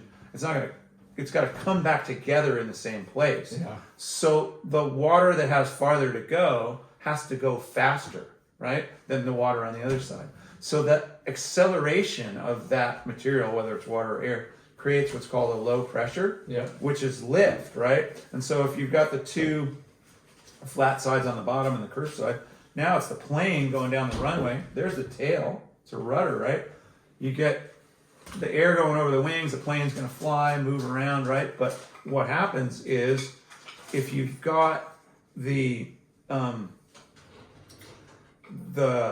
lift coming up like this, now you're going to translate it from the deck of the boards up here, right? Up where my fingers are, right? So these are your two side fins. You know, like I said, the center is just a rudder, basically, the tail of the airplane. But now your wings have gone from that to that, and they're hanging down. So if I'm going to go turn towards Linden like that, now which way is the lift from this wing going? that way, down into the water, right? So this fin is kind of being held, but this is the wing that's lifting the airplane. It's rotating your board through the turn. So it's accelerating, and that's that thruster feel, squirt, squirt, like, Yeah. wing, Goes when faster you're doing when those you're pivoting two versus turns, just right? going So when you have a bigger fin, if you have a bigger base like that, moves that stall point up where, like, if the water's going like this, the fin's just kind of neutral, right? But if the water's hitting here, which it is when I'm turning towards him, hitting here, it's like someone holding it, So by moving that stall point up, the board will rotate through that turn faster and more positively. Conversely, you've got a bigger wing pushing it around on the other side, right? Does that make sense? Yeah. It's crazy. So Aerodynamics. I never understood it Hydro. for a long time, Hydro. like till somebody, explained it to me, and I kind of figured out, like, oh yeah, it's like the airplane, like you're sitting in your seat looking out at the wing here, with the engine on it, and that's the curved side, that's the flat side. So Yeah. Love it. And the angle, the rake, the surface area. I mean, there's so many variables. yeah, the flex is like suspension on a race car, right? Mm-hmm. The more flexy the fin is, the more the board will sink into the turn, right? And the stiffer it is, the more it's going to skitter through the turn, right? Well, And thank so, God for FCS and Futures to, add a new dimension to how we surf. Yeah, For sure. but Vince, I love Vince. Like, we were head-to-head competitors for 20 years, and we used to go on surf trips together, and just, what a cool guy. And it's so good to, like, not be afraid to, like, call up your competitor and be friends with them. Yeah. Because Friendly I've seen it. competition. You remember the whole thing between the magazines and the Yeah. in the 90s and stuff, like, it was hard to be friends with both of them, Yeah. even though you were. Well, Quicksilver Billabong, right? Like, Yeah. I those saw you guys- talking to so and it's just like, well, so yeah. Yeah. Great Vince has done a great job. competition. Yeah. Brings out excellence for sure. Yeah. They're just pushing each other, pushes feeding off each other. innovation, progressive. Yeah. And there's space in the marketplace for both of them to succeed in. Yeah. It's Coke and Pepsi. Yeah. Yeah. At this point. Coke and Pepsi. Yeah. Kind of what it is, I just right? watched a good show about that. Yeah. And there's no one's looking for a third fin base, right? Like another system, like a third fin base, because like there's no room for Dr. Pepper. It's just like, nah, we got these two, I'm good, right? Yeah. And everybody, I mean, what's your guys' perception? Do you figure like everybody's got some of both now, or I think or not? so. I think most people will try both, and they'll Yeah. start leaning one way eventually, kind of more Yeah. dominating. For the lineup. sure, more dominant. But everybody gets tempted in by the one board that has the other system, and then they're like, "Oh, I got to get some." But other they things. should have, if you're grabbing if it's custom, you're going to put what you Yeah. feel like. But if Yeah. you're grabbing a board off the rack, I wouldn't think somebody else would pass up that possible, magic gem based on the fin box. Yeah, You they're know? gonna get the It- fins. I hope from not. the other I hope- guys and yeah. just use what. Yeah, You know what I mean? If I Yeah. saw a board and it just felt and looked and whatever, yeah. whether you had a favorite fin set, Yeah. Yeah. I would Yeah, you probably get still something get close in the fin department and go for it, right? Why not? Yeah, I've Yeah, done that that's it. recently, yeah, where I've been a little bit more on the futures side Yeah. of Yep. boards. Mm-hmm. And I grabbed a board with FCS, and I was like, damn, I don't want FCS. Right. But I grabbed it anyway because Yeah. the board was Yeah. better. Yeah. Yeah, it's But it works amazing. Yeah. So Well, now I want to mold a pair of boots for you Okay. because that's what I Yeah. do now. tell us about. Okay, let me Yeah. just start this heater. Okay, yeah, because it takes a few minutes to warm It these takes up. 10 minutes to heat the boots up. And So then maybe you could use some props. yeah. Too. So light. Game So this is changer. our boot heater. Here. So these boots are different than any other wetsuit boot on the market because the whole bottom half, in fact, I'm just going to show it because we'll just heat up one and mold it to your foot so you have that experience. All this shiny part, this whole bottom half of the boot, there's no seams in it. It's one piece of molded material with a thin sole glued on. And this material, it's called thermoform, it doesn't soak any water. And so half of the boot stays completely light. It doesn't soak any water at all. But the coolest thing about it is neoprene, which is, what everybody uses for boots. Yeah. Booty is basically a neoprene sock with some straps and sole on it to try to keep it in place. The thing about neoprene is it's a foam with t-shirt type material laminated on one or both sides of it. It soaks water, and when it does that, it stretches, right? That's why your suit gets more comfortable, your boots get more comfortable when you get them wet, right? But because this is material that you can mold to your foot with heat, and then it stays that way, it doesn't stretch out when it gets wet, it fits you way better. And because it's one piece of material that's molded into that shape and then tweaked to customize to your foot, it just fits your foot better. And you get everybody has a different arch on the bottom of their foot, different contours, and this will. A lot of people have that second toe that goes further out than their big toe. Weirdos. It's called a Morton toe. And it's weird that I know that, but I just learned that the other day. It's called a Morton toe. But when we mold these boots to someone who has that, this one's sticking out to here and the other one's there. Yeah. And you can just see and those are your boots, dude. Look at that, So it's pretty cool. You can have a Morton's toe.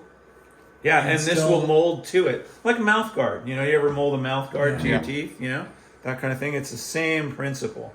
But the cool thing about this is, besides it working better, because it's one piece molded, not only does it stay lighter, but there's no seams. Like most boots, it looks like that you see the sole glued on. This is all molded. This is just... Yeah. But most boots have stitching in here. They have tape. They have another sole inside. And so when you're rolling your foot onto the deck of your board like we do, you feel all this stuff, and the boot doesn't move quite the way your foot moves. This does, and that's what you're going to feel with board feel, right? So it kind of feels like you're barefoot, but your foot's in a nice little warm protective membrane, So people that don't like booties like these a whole lot more. That's the thing. And the cool thing that we've done with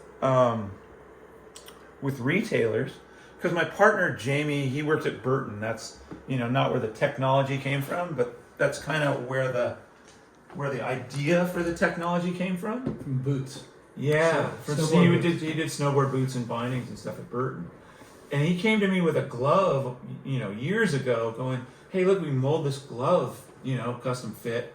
And I was like, "Yeah, cool. Well, let's do boots because we'll sell a lot more boots." And we just came out with gloves, and they're a little bit different now. But the boots, in 4 years, we went from nothing to tied with XL for second on the Action Watch, booties in the U.S. So awesome.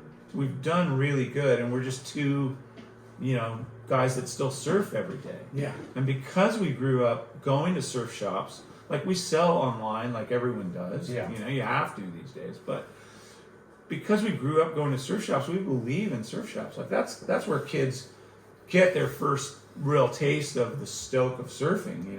It's so.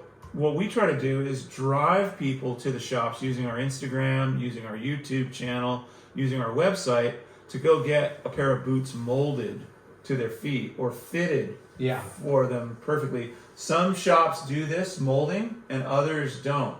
So they do come with a little pair of socks, and I think did you get them? No, I was going to. Okay, they're right behind you on that table there.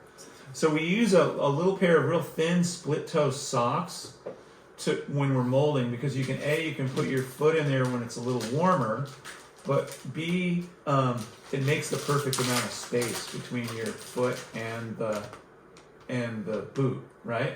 So that goes on your big toe, the little part goes on your big toe. Split toe. Yeah, split toe, because there's an internal split toe inside. Yeah. Just a short one, but it gives you that grip when you're grinding your foot into the board. And these come with a set? They come with them. Okay. And, hang on to those because you won't need them once you mold the boots. Yeah. But if you're going to San Francisco and you've got a 3 mil boot, you might want to wear those. You know, it might just be that Oh, extra. so you can wear these You under. can wear them you can wear them surfing. But Some you people wear wear 'em- them all the time. You make them for molding your foot. Yeah. Yeah. And I mean, Your boot. I've got my partner has a couple kids now, 13-year-old boy, Yeah. 15-year-old girl, and like when you go to put suits on a kid, Yeah. wetsuit on a kid, put those socks on them or 'Cause they plastic slide bags. right through the Slides entire right suit. through. Yeah. Like not, that. Not like when you used to use That was the, a chicken the at plastic school. bag. You get And on the beach. yeah, plastic bags work really good too. But Yeah. but those those work, and squirmy kids are hard to get in and out of wetsuits, man. That's for sure. And there's that one, age group where they jump from the leg zippers, the cuff, Yeah. Yeah. to like regular, and then you're like, oh man, it's a whole nother. Yeah, it's a whole nother world of hurt. So how long? So 10 minutes to heat the boots up with Yeah. this and air heater. And you're mentioning earlier too, like the importance of the surf shop, and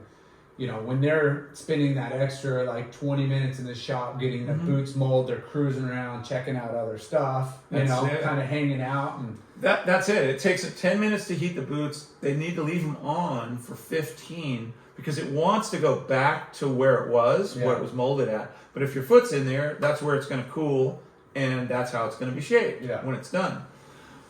That process is really, valuable to the retailer because you're turning them on to new technology that will help them surf better and really works better, right? Yeah.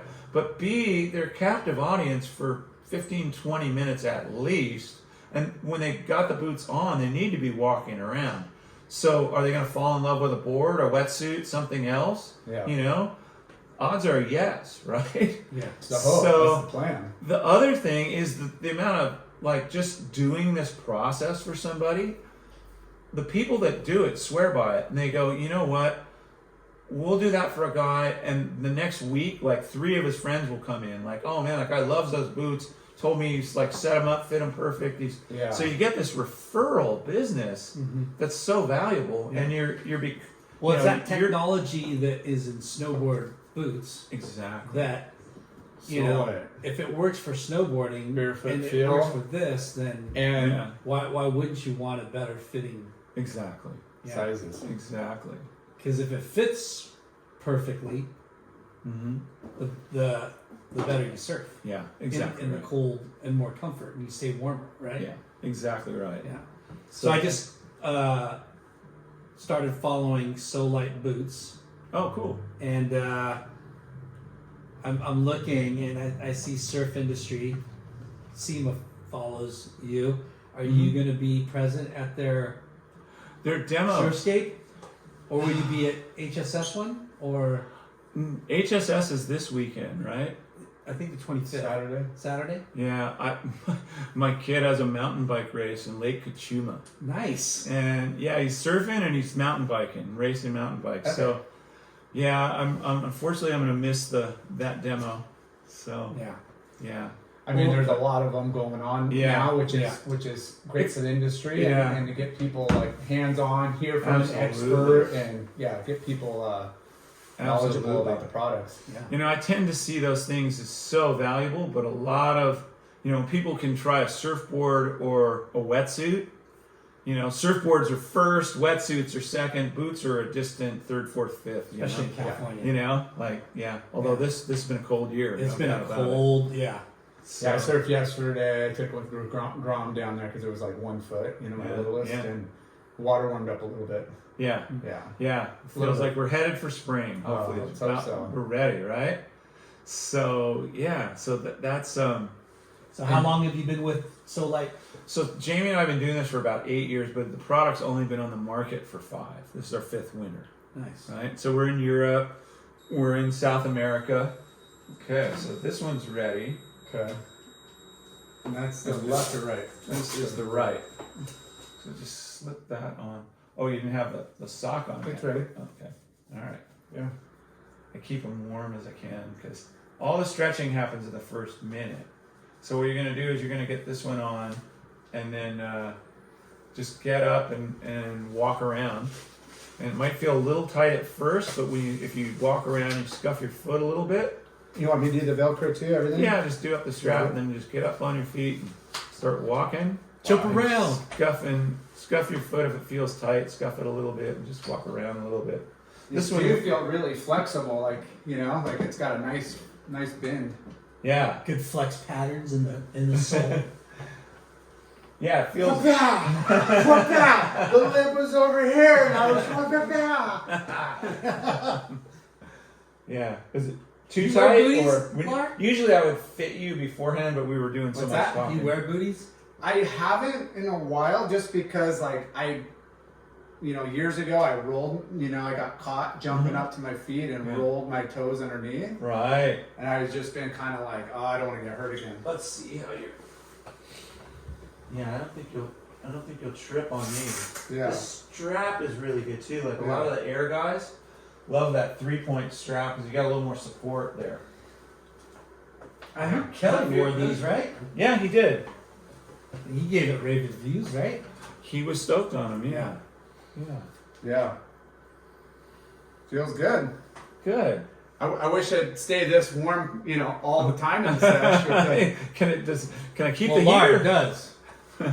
It does Yeah. for all I mean, intents and purposes. these are pretty warm. Like your No, feet for stay sure. toasty now.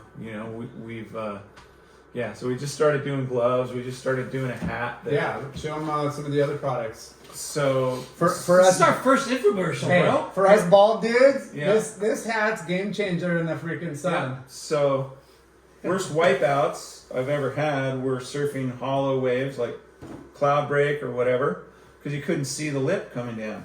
So now we do this and you can see everything coming at you. You can duck dive. You can see where you're bottom turning when you're looking up, paddling back out. You don't have to crane your neck. Now my neck's in the shade if the sun's back here. Yeah.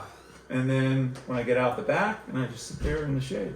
That is Right? pretty amazing. So we guys don't have that? do stuff just to do it. Yeah. Like our whole thing There's is a if we purpose. can't do it markedly better, we're not doing it. So that's the thing. The gloves are made to be more durable and stay lighter, so you can paddle easier and faster. Mm-hmm. So that's kind of where we're at now. It's been a fun ride. So you have, is it 3 products? Pretty easy. Yeah, we have the 3. We have a river boot for without loops to get caught on the river for river surfers and stuff like that. We go 3 mil, 5 mil, and 8 mil. They use the 8 mil in like Iceland, but because it doesn't soak any water in the whole bottom half, Yeah. it stays so much lighter. Like the guys, like the waves that we grew up riding in the Northeast, like it's no joke, like pipeline shore break, right? Yeah. Like just so if you can't get to your feet lightning fast, Yeah. you're done. It's not going to work, So that's kind of what we came up, better barefoot feel, better Yeah.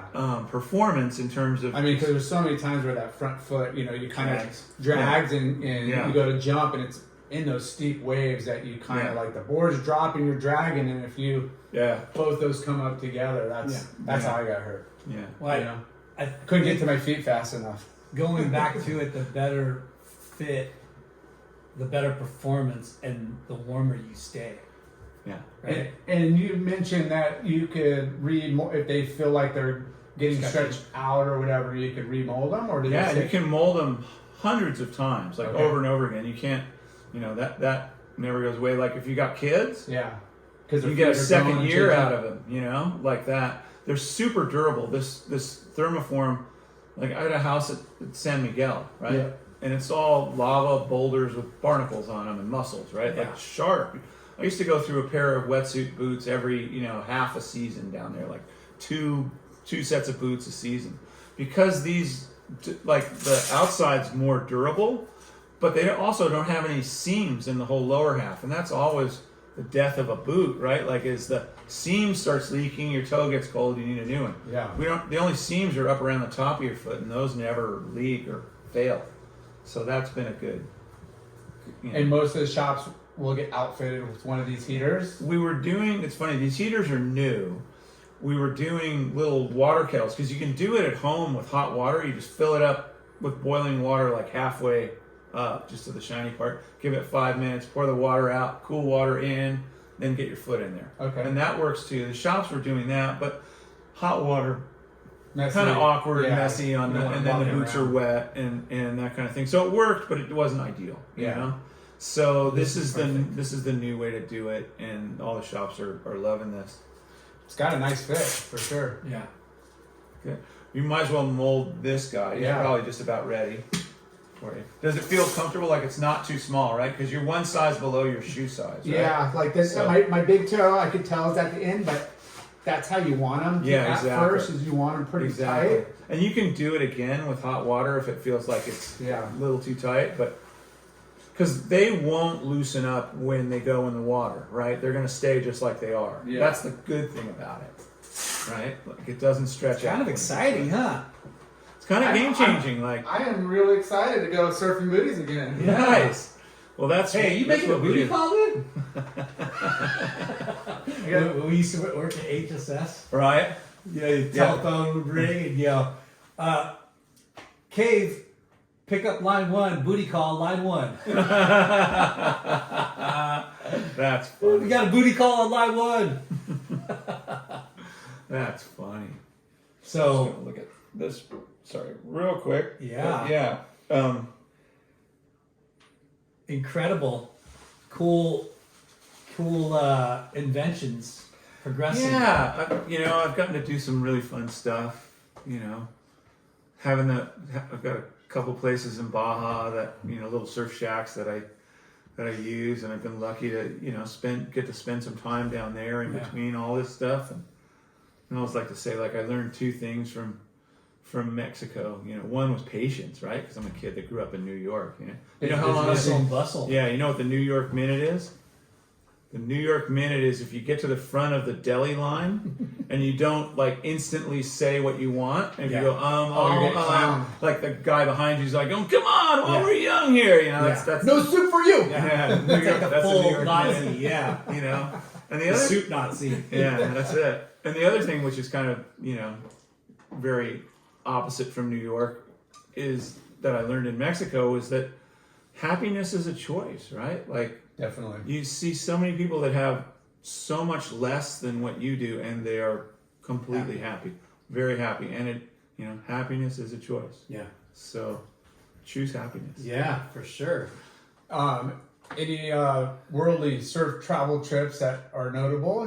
Like Tabby and Yeah, I was in Likewise. Namotu last year. I never stayed on Namotu. I'd been to Tavi 20 something time. I was Yeah. lucky. I went before they even opened, so I went a lot over the years and was friends with Dave Clark and friends with John Roseman and Rick, and just great friends. Like, just being part of that experience in its early days was so special, so Yeah. amazing. And Namotu's. I mean, again, your customer service, the food, Yeah. the atmosphere. absolutely. It's a really cool And vibe. I never surfed Namotu left before Yeah. that, It's fun. and it was so good. Yeah. Like as you get a little older, The pools, like, the right, there's a lot of yeah. I mean, I moved to La Jolla to surf Big Rock, just like that left. I'm going there, when I first moved from Newport to San Diego, I was working at Rusty, but I can't make the drop at Big Rock anymore, yeah. Cloud break, challenging for sure as you get old. And Namotu left's really good for the older guy. You get a little roll in. Yeah, and It's like the it's same nice. rippable wave, right? It's like rippable. it's user friendly compared to Cloud break. Yeah. Yeah, Cloudbreak's I haven't hard. experienced Cloud break Tabby is myself. intense. Yeah. Yeah, you're in ones that swing wide, the inside's gnarly, and it's Yeah. powerful. And Anything it's a over lot of 6 deep foot, water. it's like serious, kind of like okay. It's So like 20 times to Tabby. probably yeah. Nice. It's right in that ballpark for sure. Yeah. So I feel blessed to have gotten to experience all that. Mental wise? Yeah, a few times. I didn't go for about 20 years. I bought my place outside of Cabo, and because I could see it kind of getting crowded then. And I went. My friends saw me into going with Martin Daly this year, Sick. and I'd never met him, and just had such a good time talking to him. And You just went. yeah, I just went in the fall. Nice. And had such a good time talking to him. I really enjoyed his company, and just he's got so many stories. Yeah. He's got a book coming out that'll It was a good read. Yeah. I got to read it early. Yeah, Nice. the pirate shit that guy's seen. He is a pirate. He Yeah. is a legit pirate. Kempton told us some stories. About the Yeah. crossing and just Yeah. how he was, Kipton was the guy making sure the papers were all lined up and things were good and they're not, and he was the complete opposite. Like, Yeah. Have you watched Dark Seas? Yeah. Yeah. Yeah. Killer kind of underground film. Yeah. Yeah. Definitely. Yeah. Definitely. I mean, but that was like, that was a part of my past. Yeah. All of that stuff. I knew a lot of those guys, and it's it's stuff that we all went through. You know, some of us didn't make it through it. Yeah. But I mean, when you look at surfing, what a cast of characters, right? Like, all walks of life. oh my gosh. Yeah. Like Hollywood got nothing on surfers in terms of like just the colorful characters that inhabit the space, right? Well, it's funny, we talk about Hollywood and movie entertainment industry. Whenever they pay attention to the surf culture, there's such a boom in our industry. Yeah. It helps lift the Blue Crush bubble. Well, and the summer and the summer too. Like we felt. Absolutely. And I mean, in the beginning with the Gidget and beach blanket bingos, all that stuff totally just put the surf industry on the map, and it grew. Yeah. There'll always be, I mean, North Shore recycles of like Hollywood, takes on our culture, but with all the film festivals and all the people and how now the equipment's a lot cheaper and people could produce, like whether it's a documentary or some sort of like authentic story, it's definitely easier to get out there now. For sure. I mean, just doing Solite, like my partner and I do kind of what it took 8 people to do in the beginning of FCS. Like we were able to do that, basically with a couple hired guns here and there, but everything's so automated now. Marketing's good. I mean, there was a good old days when you could do an ad and sit back for a month and then do the next one. And scramble 24 hours for the next one's due. Yeah, exactly. But I mean, all this stuff, whether it's digital marketing or just being able to transfer money and keep accounts and the Shopify platform and all that stuff is so empowering to a small entrepreneur, right? Yeah. Really, really good. Yeah. It's rad. Have you partaken in any of the wave pools? I was lucky enough to get to go to Kelly's last year. I went to Waco a couple times. They're amazing. I mean, it's like a childhood fantasy come true. Sitting at Kelly's was surreal, exactly. Because you look at the pool, you look at the setup, and you're like, it just doesn't look. I mean, besides the scale of it, doesn't look like anything that you would expect. It's a rectangle pool. Yeah. You're like, I don't know, how's this gonna? It's just weird. Yeah. And boom, that thing just starts rolling. You're like, how it's perfect. Well, I loved how you could. It was almost like surfing by braille because it doesn't change till you get into that inside section, Yeah. But like you can lay in. You learn by braille the transitions, and you can just lay into it as hard as you want to. Yeah. You're in my old age. Yeah. Where the ocean's really spontaneous, even though if you're at a reef, everything's different there. You're it's so calculated. It's still not like that though, where it's just like not a drop of water different, right? That's what it feels like there. So what kind of boards are you riding these days? Gosh, I got all kinds of stuff. I got a bunch of firewires. Like I love that Seaside and Beyond. I mean, now it's more about some leaders, right? Like I'm old and I had some medical stuff. I'm good now, but it takes you down a few notches on the. I used to be able to out paddle anybody, and now I can't. So that Seaside and Beyond that Rob did, that 7-footer. Yeah.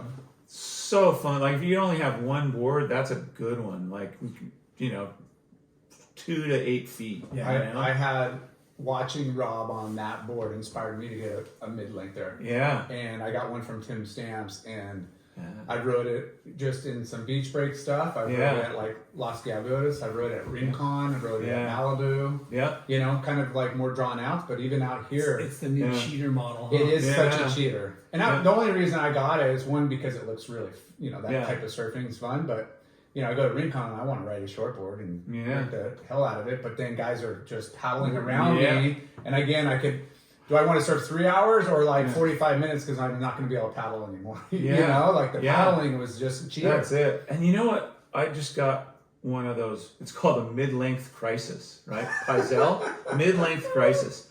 But Paisel did this thing. He kind of riffed off what Morse Cole did years ago with that forward V. Yeah. His is more pronounced and it's more rolled. But, you know, 7.0, 7.2, you got a lot of rail, right? Like, so it doesn't come around quite as quick, and you're managing all that rail, especially in a hollow wave. But on that forward V, you can rock it real easy, rail to rail. So the thing's really maneuverable. That extra bit of rail doesn't feel like it hangs you up at all. Wow. Whereas on a longer board, you're like, whoa, I got a lot of rail going in this little barrel here, you know, kind of thing. So that's been a really good one. I got a miso from Rusty. Okay. That's a short board to me. Yeah, it's like, you know, 35 liters or something, like a, you know. But those boards are so, you know, like you said, maneuverable. You know, like you could still like go vertical. You could still do like real wraps. Yeah. Push some power. It's not like going. I got a board. Now I got to go straight. No. Yeah. Oh no, not at all. And that's the cool thing about that Paisel. It's like your tail's a ghost. Right, that ghost round tail, you know, it's like once you get the nose out of the water and the thing's coming around, you might as well be on your 6.6 ghost, you know, which used to be a step up, and then it was the shortboard. Right. We love Surf Talk. Yeah, well, I love you guys. I love what you've done. When I listen to these things, some of the people I know, and I always learn stuff, and some of the people I don't know, and then I learn all kinds of stuff that I had no idea. Like, wow. Yeah. You guys really take the time to kind of get into the nitty gritty of. Yeah, I mean, it's funny because we talk about the same things. Mm-hmm. You know, the same questions ultimately, but every person's different, so every story is different. Yeah, and it's cool that, you know, your shark and lightning story. I mean, people are gonna be blown away that has happened to somebody, you know? I'm blown away that it happened to me. And we're talking still kind of blows my mind. Yeah, because that's like, it's such a weird, funny thing. Yeah. That, you know, that's something that some of your friends know. Yeah. But now it's like, for us, it's fun to listen to. Yeah. And for everybody else, you know. Yeah, and we get obviously guests that are, you know, profiled surfers, you know, like everybody knows who they are. Yeah. But it's like how many people that are behind the scenes, like running FCS for 20 years, you know, working at Reef and coming up with the, you know, Reef girls and genius. And then, you know, like was just lucky. Yeah. And like Jen Kim get the guys. And, you know, like when we have guests and then other people bring up other names of other, you know, like industry peers and stuff. It's just cool how the stories all correlate, you know? Yeah. Get different perspective. Well, it was an amazing time. Like you really see it now because it is very different, you know. Right. Not necessarily worse, but definitely different. Yeah.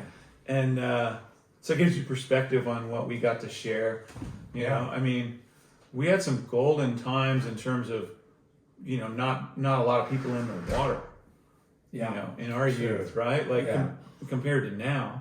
And you didn't have, you know, so it's like, when would you want to go back? And now, like, the wave pool scene, it's, man, I wish I had this wave pool technology 30 years ago when I was a whippersnapper. But then, like you said, then it wasn't so crowded in the lineups. It's just like, and boards were good enough. You know what? They were maybe not as good as they are now, arguably. Some would say they were better, you know, but you can definitely go back in your mind and remember a wave and surf. That happens a lot with Mr. Schnuggles. Old senile. Lyndon just keep beating his dog. He gets a little he gets a little. That's a signal for the end of the podcast, right? Like, Yeah, that's a cue. It's a good way to segue to Wrap it up. in closing. Yeah. Mr. Snuggles just closed us out. Well, we want to thank our sponsors. We're going to hook our guest up with Shade Sunscreen. Thanks, Strider. Thank you, got- Strider. Bonsai Bowls. Thanks, Joe. Yeah, Bonsai All right. Bowls. I Located love in these. Southern California and in I Hawaii. love these. Nice hat. I'm stopping from on the way Left home. Coast Novelties. Yep. And Ashland Hard Seltzer. You got the variety pack. Go split that up. That thing's tasty. Thank you to Earth Pack. Earth Pack, you know, for makes all your all recycle your bags. packaging needs. Yeah. Caballero Pools and Spas. Yes.